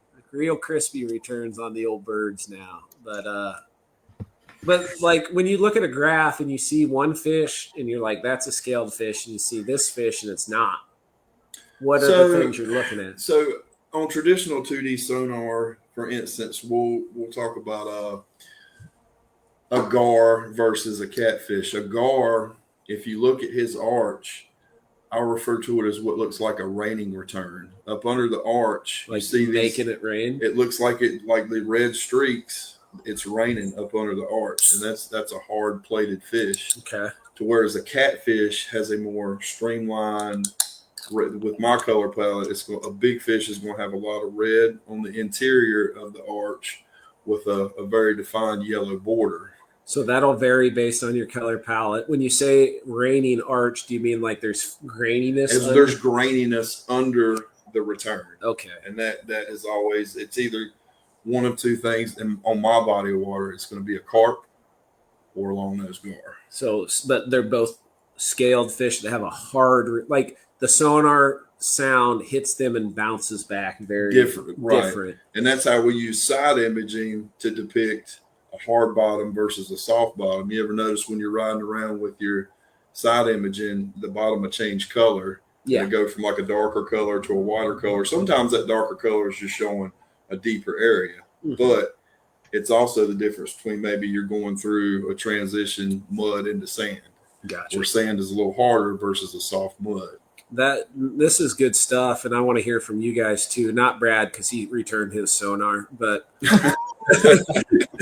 but everybody else, and Brad, I'm just giving you shit. His fish finder is just a bait and a hook. It's a good one, the best one. Yeah. But there's like so many little things in that. Well, not even so many little things. Most people look at a graph and they're like, "What the hell am I looking at?" Like the traditional sonar makes sense. Like you have a bottom and then you see stuff above the bottom. So that's probably fish, but like side imaging, down imaging. And then there's also nuance to traditional view. Mm-hmm. Like, what are you looking at? You know, that's all good stuff. So appreciate that, bud. Sure. How about you, Ryan? You got that new Solix. Have you seeing stuff on there? Are you dialing that in? I mean, the Solix, you got to play with settings a little bit more and all that stuff. Yeah, I don't know enough to have it dialed in, but it's definitely a lot better than my Garmin. Like I can, in my side imaging, not only can I pick fish out more clear, but from a further distance away. That is the beauty of the big screen. Yeah. And I love how you have a 15-inch graph on your dashboard. It looks like you have a TV sitting in front of you. Well, my dash is like 16 inches. Right. It's got to stand up to drive. Yeah. Micah, you're a Lowrance guy. Why do you like Lowrance so much? Well, I mean, only because I've been using it for so many years. Just started getting into the whole side scan stuff when I got the Gen 3s. So still quite a bit to learn on that, but I mainly use that just to find, structure, bait, stuff like that. But I'm a 2D guy. I could read that sonar like nobody's business. Yeah, you're fishing 60 feet of water all the time. Well, it's that, but that's all I've ever really used. That's what when I first started fishing out of a boat and stuff like that, we didn't have no down scan or side scan or nothing like that. It was that we didn't even have color. So, but I just learned how to use the 2D, and I just dial that in, and I could like he was saying, I could tell what it is. almost to the T, But I can tell the size of shad. Go ahead. Make the decision. If someone told you tomorrow you could only fish with 2D or side imaging for the rest of your fishing career, what are you going with? 2D. Ooh, that's ballsy. Woo. No, but that's dead serious. Now I have to make a couple laps. Like if instead of like having side scan where I got to make one lap, I may have to make multiple lanes up down a section to know where the structure is, to know where the fish are concentrating, things like that. But I'm gonna agree with you. I'm gonna go 2D as well. I'm going side imaging because when I drive over fish, their heads hit the bottom of the boat, so I try not to do that. There is a difference between driving over a fish in 60 foot and 4 foot. Yeah. But if I could put my little 2 cents on the original question, can I do that? Yeah, I mean that's what you're here for. Yeah. Okay. So he's the guy that asked the question. He said he was new to boat fishing, right? Yep. Okay, so we'll just assume that he hasn't had the years of looking at graphs like we have. And I will say this based off of personal experience when breaking down, say, new water, because obviously if you just got a boat, you're able to reach new water. What I have found that worked for me, now this is just me personally, when I want to figure out what type of area, bottom, structure-wise, things like that, dragging has been instrumental. And what I mean by that, well, that goes back to his original question, so that's good because he's talking about water. That's what I'm saying. But dragging would be a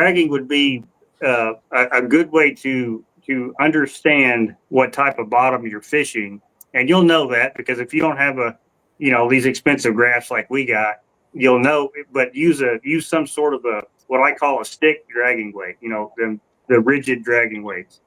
Because the feedback you'll get through the rod will let you know if it's a hard bottom, mud bottom, rocky bottom, all kinds of stuff. And you can reference that by looking at the bank saying, okay, well, the rock starts here, it ends here type thing.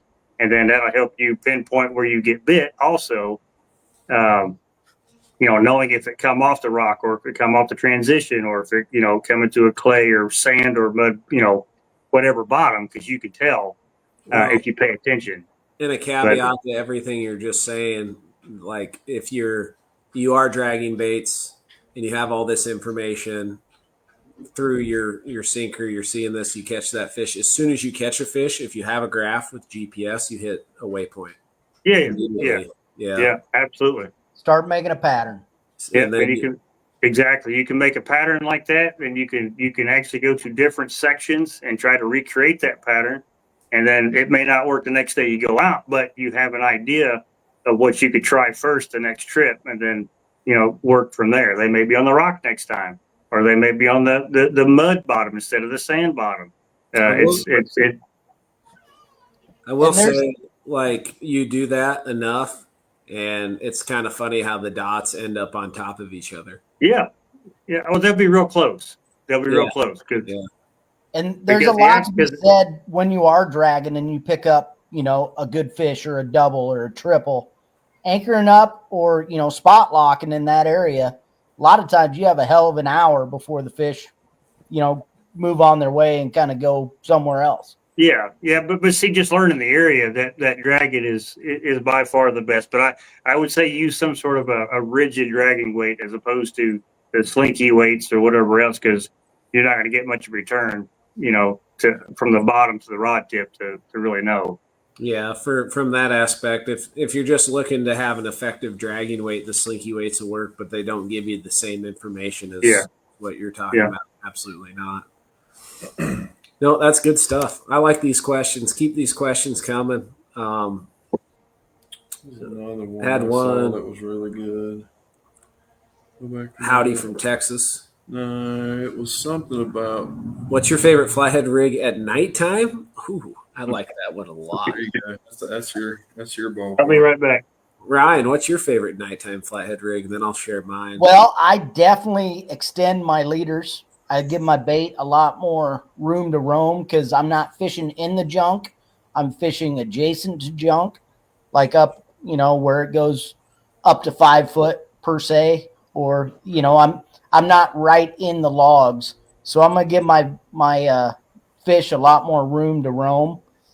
And I just, same Carolina rig, and have at least one right on the seam, one on a sandbar drop off. Just kind of get your baits in the strategic spots, and 2 or 3 baits will cover an area pretty easy.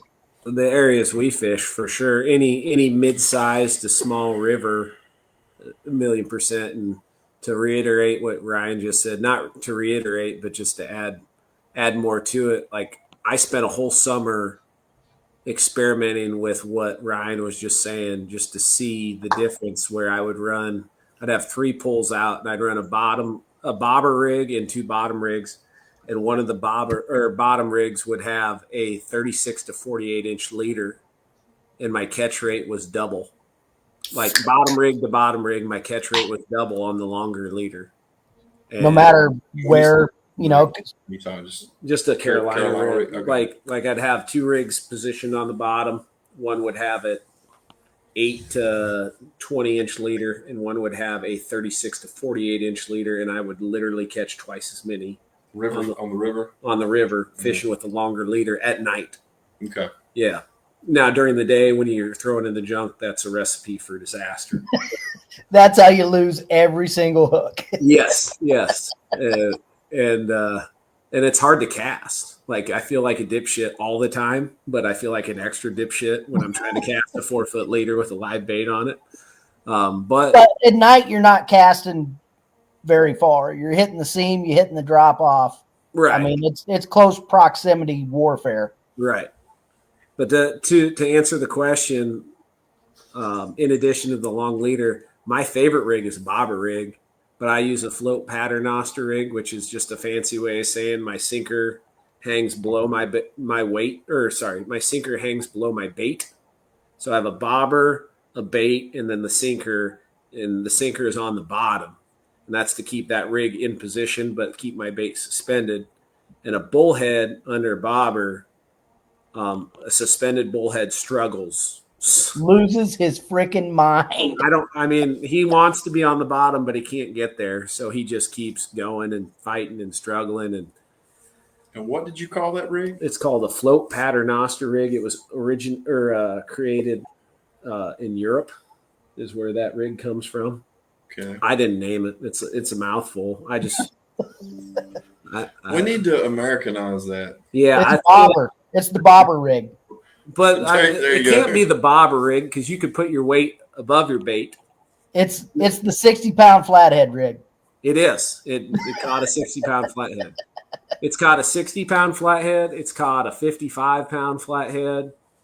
I would say over half of the 50 pluses that I've ever seen has been on a bobber. I think that's probably the same for me. Yeah. Now, maybe not in recent years, but when I'm fishing, in Iowa. it's probably more in Iowa, more than 50% in Iowa. And that's just the style of waterways. Like, I've been fishing some other waterways, so I've been fishing with slightly different ways and different variations. And the places that you're fishing now has a larger number of 50-plus pound fish. It does. It's pretty awesome. Joel, I'll answer your question real quick, and then I want to hear what the other guys have to say about some blue cat stuff. Why do flatheads shut down when it's cold? Who knows, man? And do they still got to eat? No. I mean, bears are mammals that are warm-blooded, and they go the entire winter without eating. So a cold-blooded organism could go many, many months without eating, and it wouldn't be a big deal. I mean, you look at all the snakes. You look at, there's a lot of examples of cold-blooded animals that just hibernate all winter long. Yeah. And can you catch flatheads when the water's cold? Yes, I think you can. Snag and hook every time. Can you snag them? Absolutely, I think you can. When they pile up on top of each other, I think most of the upper Midwest flathead catches when the water's 30 degrees are probably snag fish. Are there exceptions? It's biology. Critters do different things. That's what creates evolution. And so I think that's probable. There's always exceptions. Anytime I see somebody online in coveralls with a flathead, I zoom in and I check the sides for marks. And 9 times out of 10, you see marks. Yeah, you find them. The blue cat side of things, channel cats, we didn't even dive into the lowly channel cat, but cold weather patterns and stuff like that, that's kind of Brad, Micah, Christian's domain. Christian, if you could just never fish in the summer again, would you? Like if winter. I hate summer fishing. I don't fish in the summer. That's when I go on vacation, man. I usually don't fish that much in May and June. Micah, what's the coldest you've ever caught a blue cat air temperature wise? We fished and it was 17 in the morning and we caught them. That was cold as shit. Single digits. I never want to do that again if I can. Right. Well, it'd be different this time, but yeah, I hear you. It would be. Yeah, I'd do it now. You have an enclosure. All right. Yeah, no, I'd say that was probably the coldest. They've 17. You've never caught one lower than that you can remember? I don't think we've ever. Well, we have. No, okay, well, I'll say no because if it's lower than that, I wouldn't go. All right, that's fair. I mean, just for the simple fact, it's cold and stuff freezes and it's just malfunctions. Yeah. If it's like 10 degrees outside, I'm not going. I mean, I'm with you. I'll go ice fishing when it's 10. Yeah. Because you can huddle up in the tent and there's less things to break. That's my biggest thing when it gets really, really cold. Like Ryan was saying, malfunction. Like the trim on my boat quit working when I was out when it was probably about 17, 18, 20, something like that. I don't look at the air temp so much as I do the water temp. It could get cold, but it also depends on how long it's been cold and what the water temperature is. When the water temp gets to like 34-ish, those blues start getting really, really sluggish. And I'll reschedule trips because I'm not going to go drag someone around in cold weather. We may catch fish, and I've caught them when it's that cold, but it's not a. Well, you can catch them through the ice, so it's possible to catch them. Right. But coldest I've fished is probably right around 10, 9. So cold you get one shot with the cast net because then she's froze. So you better make it count. Yeah. How about you, Brad? You live the tiller life, no enclosure. What's the coldest air temp you've ever caught a catfish? He's putting it up for the year come next week.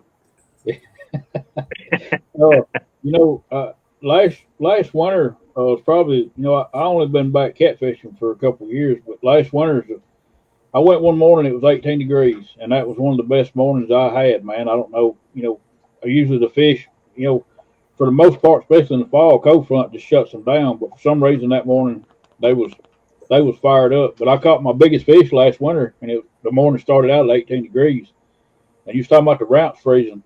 I was back in my boat, and they had a bass tournament. I actually went on a Saturday, which I'd never hardly do, unless it's in the wintertime, because you don't have a lot of – that's about all you have out there is ocean boats and bass fishermen. But I started backing down the ramp. Of course, they all put in before daylight, and I got almost to the water, and my truck started sliding. And, you've seen our ramps here. Most of our ramps are steep. And so I just dropped it down in low and just started smoking the tires. And finally, I melted the ice where it was stopped. And then I got my truck, started sliding over. Finally got in a traction there. It was just maybe a foot wide where I could get my tires on dry pavement. But anyway, like I said, that's the kind of stuff you run into when it gets, you get that air temperature, man, blowing on that ramp, cold north wind. It don't take long, to freeze it up. But if I can fish, if my line's not freezing up my eyes, then I'm gonna go. But when it gets that cold, and that morning it wouldn't, because the water was still in the 50s. But when it starts freezing up my eyes when I'm fishing, then that's just a little too cold for me. I do have an enclosure. I don't know if y'all seen my little enclosure. I did not know I had an enclosure. My little weather pod. Oh shit! Yeah, Yeah. we have Man, different definitions of enclosure. hey, You are enclosed. you are enclosed in it for sure. Yeah. I'm gonna try that little thing out this year, man. I'm gonna get in there and put me a heater in it, and I think it's gonna work well. I'm trying to figure out how to bump in it, but it's a little tight for that. But Yeah. Well, I don't think you'd be like bumping in the winter would be any good anyway. So oh yeah, I'm finna prove that this winter.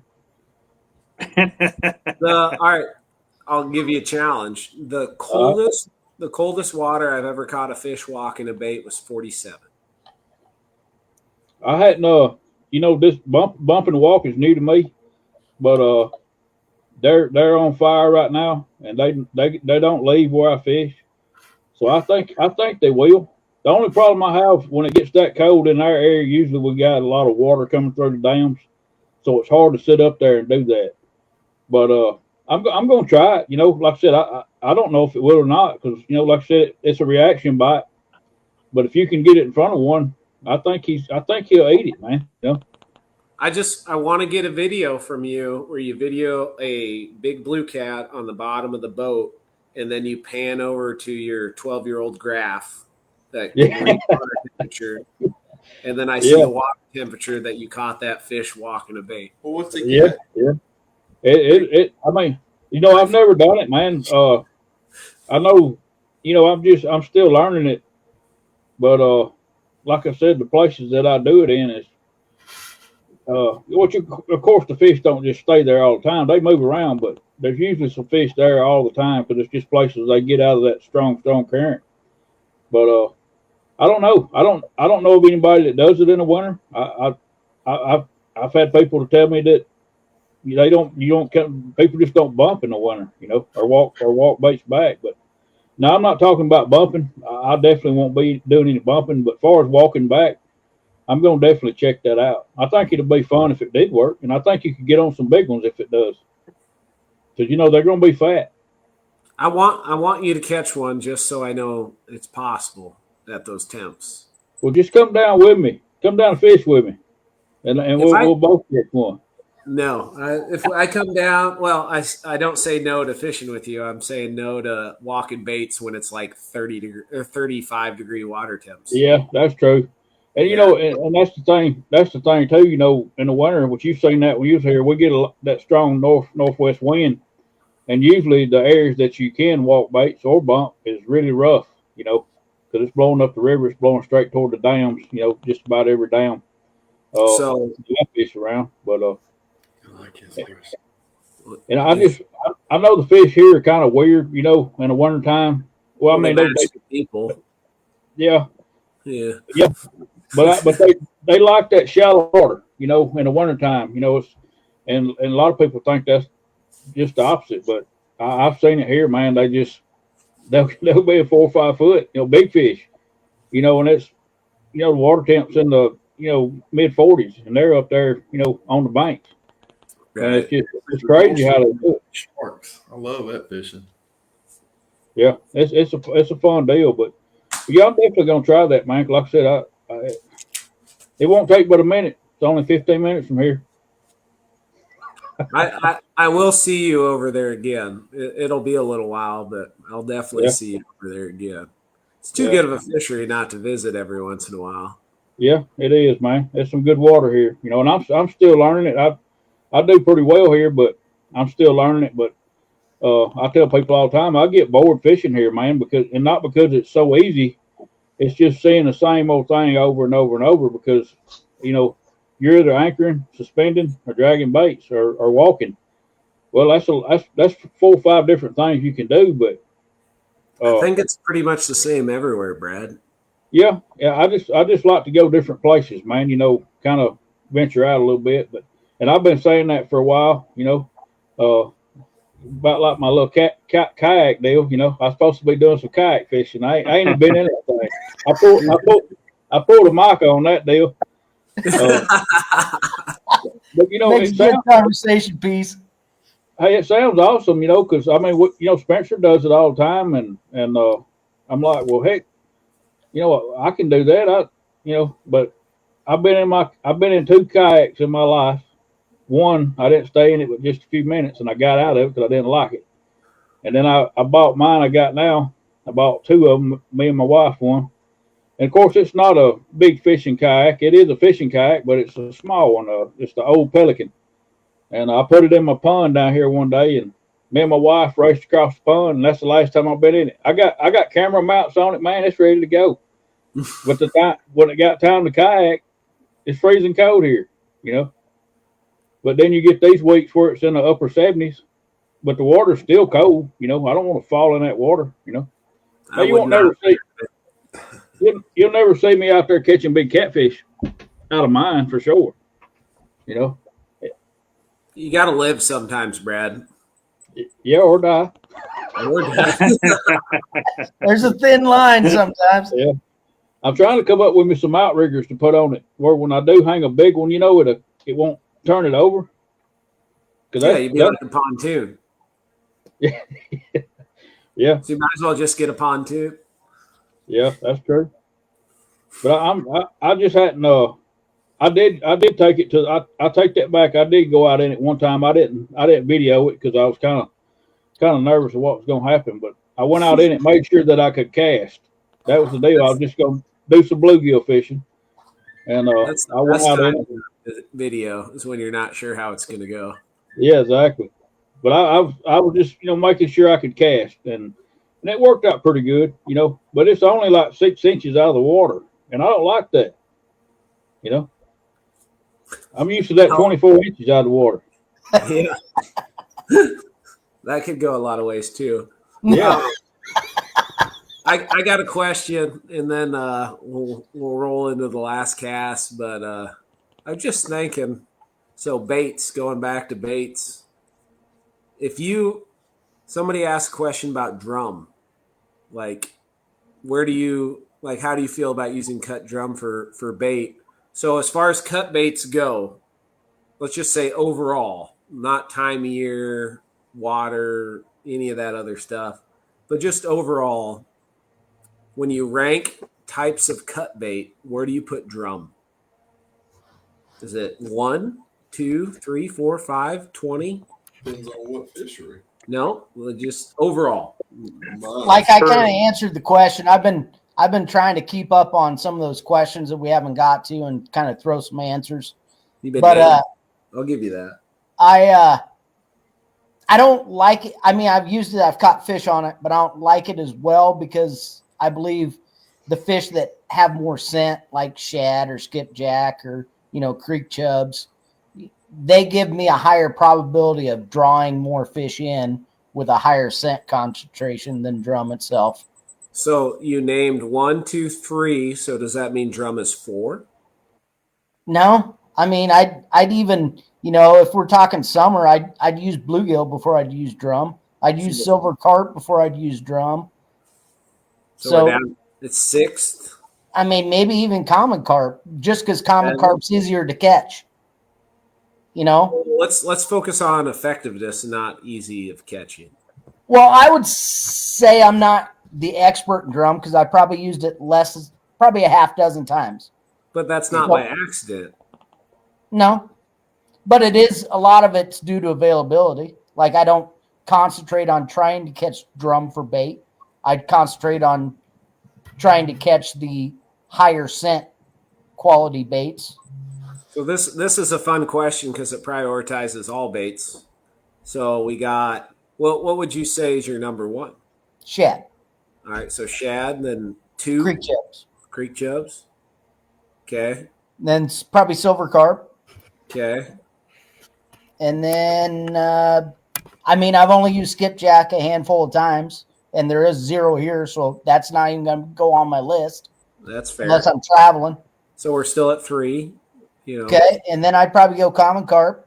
Okay. 4. And then bluegill. 5. And then we'll throw drum in at 6. All right, 6. 7 if I'm traveling and there's skipjack. All right, that's fair. Micah, and where are you? Maybe moon eye. Oh yeah, can't leave out the moon eye or the golden eye. Or the golden eye. So it's top 10 no matter where I go. Okay. All right, where's drum sit for you, Micah? For me, it's a top 5 bait. I'd probably Okay. rank it somewhere between 4 and 5, Okay. just because it's a great bait. It's a great summertime bait, along with Asian carp, stuff like that. But I did very well with it this year over the hot months. So what's your number one? Number one is, obviously, it's going to be skipjack whenever I can get it. Number one is going to be skipjack. I'll do number 2 shad. Okay. 3 for me is going to be bluegill. 4 is going to be Asian carp, and then, like I said, drum is going to be 5. White bass. No, I take that back. Drum is going to be probably 6 because white bass is going to be. Wah. Yeah, no, but the thing is because I was actually live scoping drum this past summer when they were up shallow. Yeah, that was kind of cool. But while I was catching them, they're fun to catch. Yeah, but see, I was catching them. I was catching 5 to 15 pounders, and then that would actually I was up there live scoping white bass. But if I didn't catch any white bass, I chased after the drum I saw swimming, and so I caught them anyway. I used them once and did phenomenal. Used them twice, did even better. 3, 4, 5 times, same results. Now, granted, that was over the warmer months. Now, right now, yeah, I wouldn't touch a drum, except for to get him off my hook because he ate a piece of skipjack or shad. But how about you, Brad? All right, where's your cut bait ranking system sit at? Where's the drum lie? Man, drum's probably definitely going to be at the bottom of my list. I have caught catfish on drum, but I think it was, like Mike said, it's a seasonal thing for me, and I tried it. The time of the year that I used it was in the winter when I couldn't really get, I was struggling to get bait, and didn't do very well on it. But for me, the top bait for me is sucker, man. I'll take a That came out of nowhere. Why did I'll we take not a sucker. before? I'll take a sucker over a skipjack any day, but I can't get them that often. I catch one every now and then in the net, and it's usually in the wintertime. But sucker number 1, skipjack number 2, shad number 3, bluegill number 4, and I'll say drum and carp's kind of the same for me. So I'll say drum 5 and carp number 6. I've never done well on carp, but mainly because I used it the wrong time of the year, I think. you got to use it, Brad. It's a good bait. Yeah. I wish. I mean, I'm kind of glad we don't have a lot of them here, but we don't have very many of the Asian carp, like y'all got up there. But the ones here, man, they're so hard to clean. I mean, the scales is like huge. They're equally hard to clean here too. Yeah. But the Asian, I've never used the Asian carp, but they've got smaller scales on them, don't they? Yeah. A little bit small, a little bit easier to clean. But I mean, we do have them here. I actually caught one several years ago, but we don't have them, as bad. Or places that I've been, I haven't seen them. Or maybe I seen them, didn't know what they was, because my units don't tell me what they are, They all look like carp. They all look like carp. Hey, now see, that's something about my unit. When Spencer fished with me, we found this huge school of shad, and he was going to throw the net on them, and they was all gar. So how does that happen? That's how bad my units are. He caught like 6 gar in one throw, and but they was all shad on it. They was all shad on the unit, little butter balls, but they was all gar. So I tried to catch gar all day today, and I could not find a gar. So I don't know. Christian, where's your cut bait ranking system sit? Where's drum? Where's drum on your ranking system? It's going to be towards the bottom. We're going to go gizzard shad. Shad, okay. White perch. American eel. Oh, you got the white. You're the East Coast anomaly in this. This is good. Yeah. Hickory shad. I'm going to go. I've only fished with one of your top 4. I'm going to go mullet 5. I've used mullet before. For catfish? No, let me go brim bluegill and 5, and then mullet 6. Okay. Uh, Some people put mullet pretty in high regard. depends on where you like. I do good I don't. on when they're running. I don't like mullet for catfish. Then maybe like a creek chub or carp somewhere around 7th and 8th, and then maybe if I'm down around curve, we'll go with the species in question of the drum. What about suckers? Suckers are good bait. I don't come by those very often. Okay, like James. so lack of experience, lack of usage. Yeah, I forgot crappie. Crappie's a hell of a bait. And white bass. crappie I love, or crappie, however you want to say it. But we have such It's crappie. It's crappie. Just saying. No, it's crappie where I'm from, bud. But anyway, Colby, Where you're Lord, from Colby. is crappie. no, we can't use them. Oh yeah, We can, but it's dumb. You can't use the head. You got to knock the fillets off and then keep the carcass in case you get checked. So, I mean, that is interesting. I mean, I catch headless fish all the time. Yeah. Your snagging hook for a flat hook. All right, I'll run down my top. Trying to think, and I'm glad I'm last because then people bring up the ones you're not thinking of. My number 1 overall is shad. Then probably number 2 is suckers. I'm not going to throw skipjack in because they're so regionally focused. I'm going to go crappie. I'm going to go white bass. that's a good one. Then I'm going to throw in the carps. I feel like I'm missing one here. Then Somebody brought up hot dogs. Nobody said hot dogs. Tell you what, if you're fishing a farm pond, bring you a pack of hot dogs. I've done very well in farm ponds on No hot Kool-Aid dogs. chicken. I'm scared of No. this. I'm scared of the salmonella. No chicken livers. Yeah, I've used chicken livers. I suppose you get salmonella from chicken livers too. Never thought of that until just now. But yeah, I'll bring you some Apparel. You'll be all right. we'll just stick with that. So What about shad, suckers, crappies, white bass, and I feel like I'm missing one. what's in the boat right now, bro? The buff, No. the shad. Uh-uh. Oh, sunfish, Nope. goldfish. There you go. It's like, what are you hiding in your boat? We have lots of stuff in the boat right now. I actually ordered goldfish online and they were mailed to me. They're not bad. They came in a box that had like ice in it and then a giant baggie full of goldfish. And I'm gonna do it again. It was pretty They're sweet. alive? They're alive. They are some frisky devils, my friend. Yeah, they are durable, man. Like Yeah. I had one that got attacked by like several alligator gar, and he didn't care. He's still kicking. He might War wounds. have whooped their ass, and they let go because he was beating them up. He's got the Band-Aid wrapped around his head. Yeah. And I didn't say bullhead because we're talking about cut bait. We're not talking about live baits. Yeah.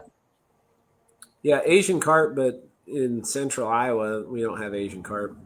Sunfish, bluegills, like they catch fish. They're just, when the water temps are high, Yeah. I do well on them, but they're not my favorite most of the time. And there's something to be said for the head versus anything else. When the water temps are up, I'd rather have a white bass than a bluegill, I think. Yeah. I'm pretty positive there. All right, boys, we're at the 2-hour mark. What's your last cast, your send-off remarks, the last thing you want to share with everyone? You can pimp out your social media stuff, your guide services, or you just tell me about how much of an idiot I am. Like, Well, I'll start that one then. okay, You sounds great. are an idiot. Sounds great. No, everybody, if you liked me kind of jumping on and answering questions, let me know because I enjoyed that part. That was kind of fun. We kind of had a full house of people that were way more knowledgeable than me. So I tried to kind of take a back seat and just say stupid stuff but answer some questions on the side. So I may try to concentrate on that a little more from here on out. Ice fishing. If you want to set up an ice fishing trip this winter, Iowa's kind of hit and miss on ice. I don't know when we'll get it. No time soon, but usually in late January, early February, we usually get at least a month or two of good ice fishing. So if you want to set up a trip, either hit me up at tassaryan@hotmail.com. Talk to me. Most of you guys are my friends on Facebook, so just send me a message or shoot me a text at 712-269-3314. Boom. Boom. What do you got? Last cast. I got a dog. What do you got? I think it's a dog. He is that term loosely.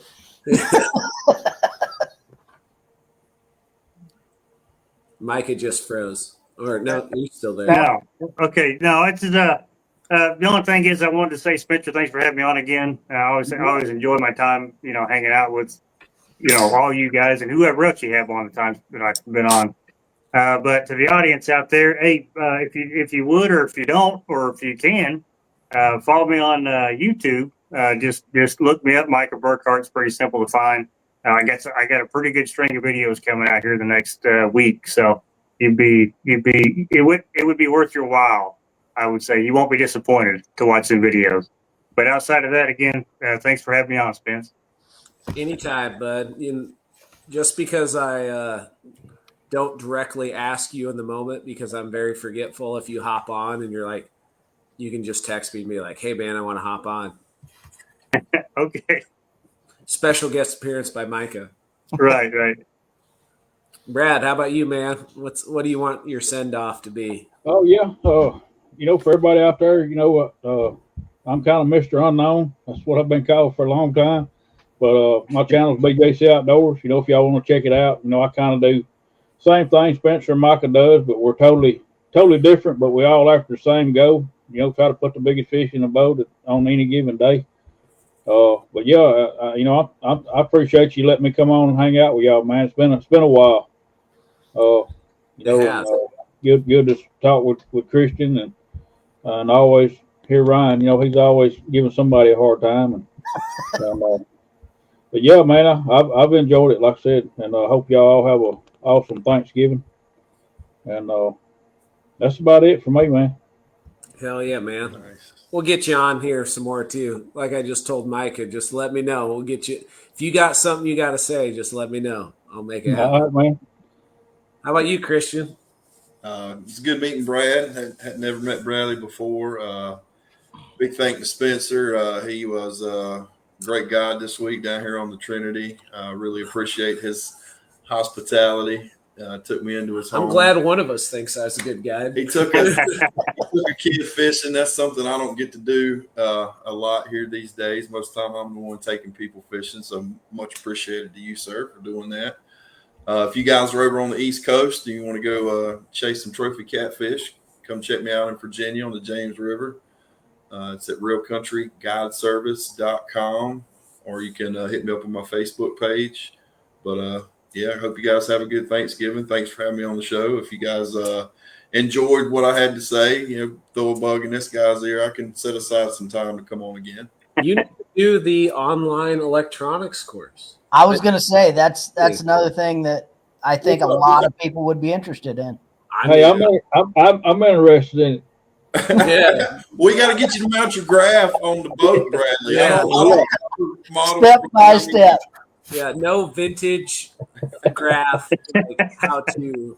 Yeah. You just you just hit the on button. It is what it is. Well, I do have a little bit of a explanation for that. I fished for years and years with a flasher. Yeah. Some of y'all know what a flasher is. I could find a hard bottom. Yeah, I've seen them I could on find TV. a shell bed with a flasher. So I still use one ice fishing. Yeah. I enjoy it when I see them in crowds. Yeah.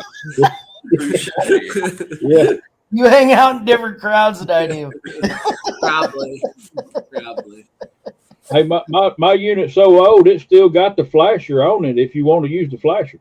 That's most of them do. Like No, the new ones got that too. Yeah, you can bring the scope up. Even any modern day graph, you can bring the A scope up on them. It's not Okay. quite Yeah, flashy, yeah. but it's the, Well, the Humminbird Helix units, they had flashers on them. The setting. okay. Well, Because maybe they sell an ice cone that you could use at ice fishing too. Yeah, I bet the Explorers do too. I haven't tried that. I haven't looked into that, but I bet they have it too. They might not, but I'm gonna go walk outside after this and look at the plan.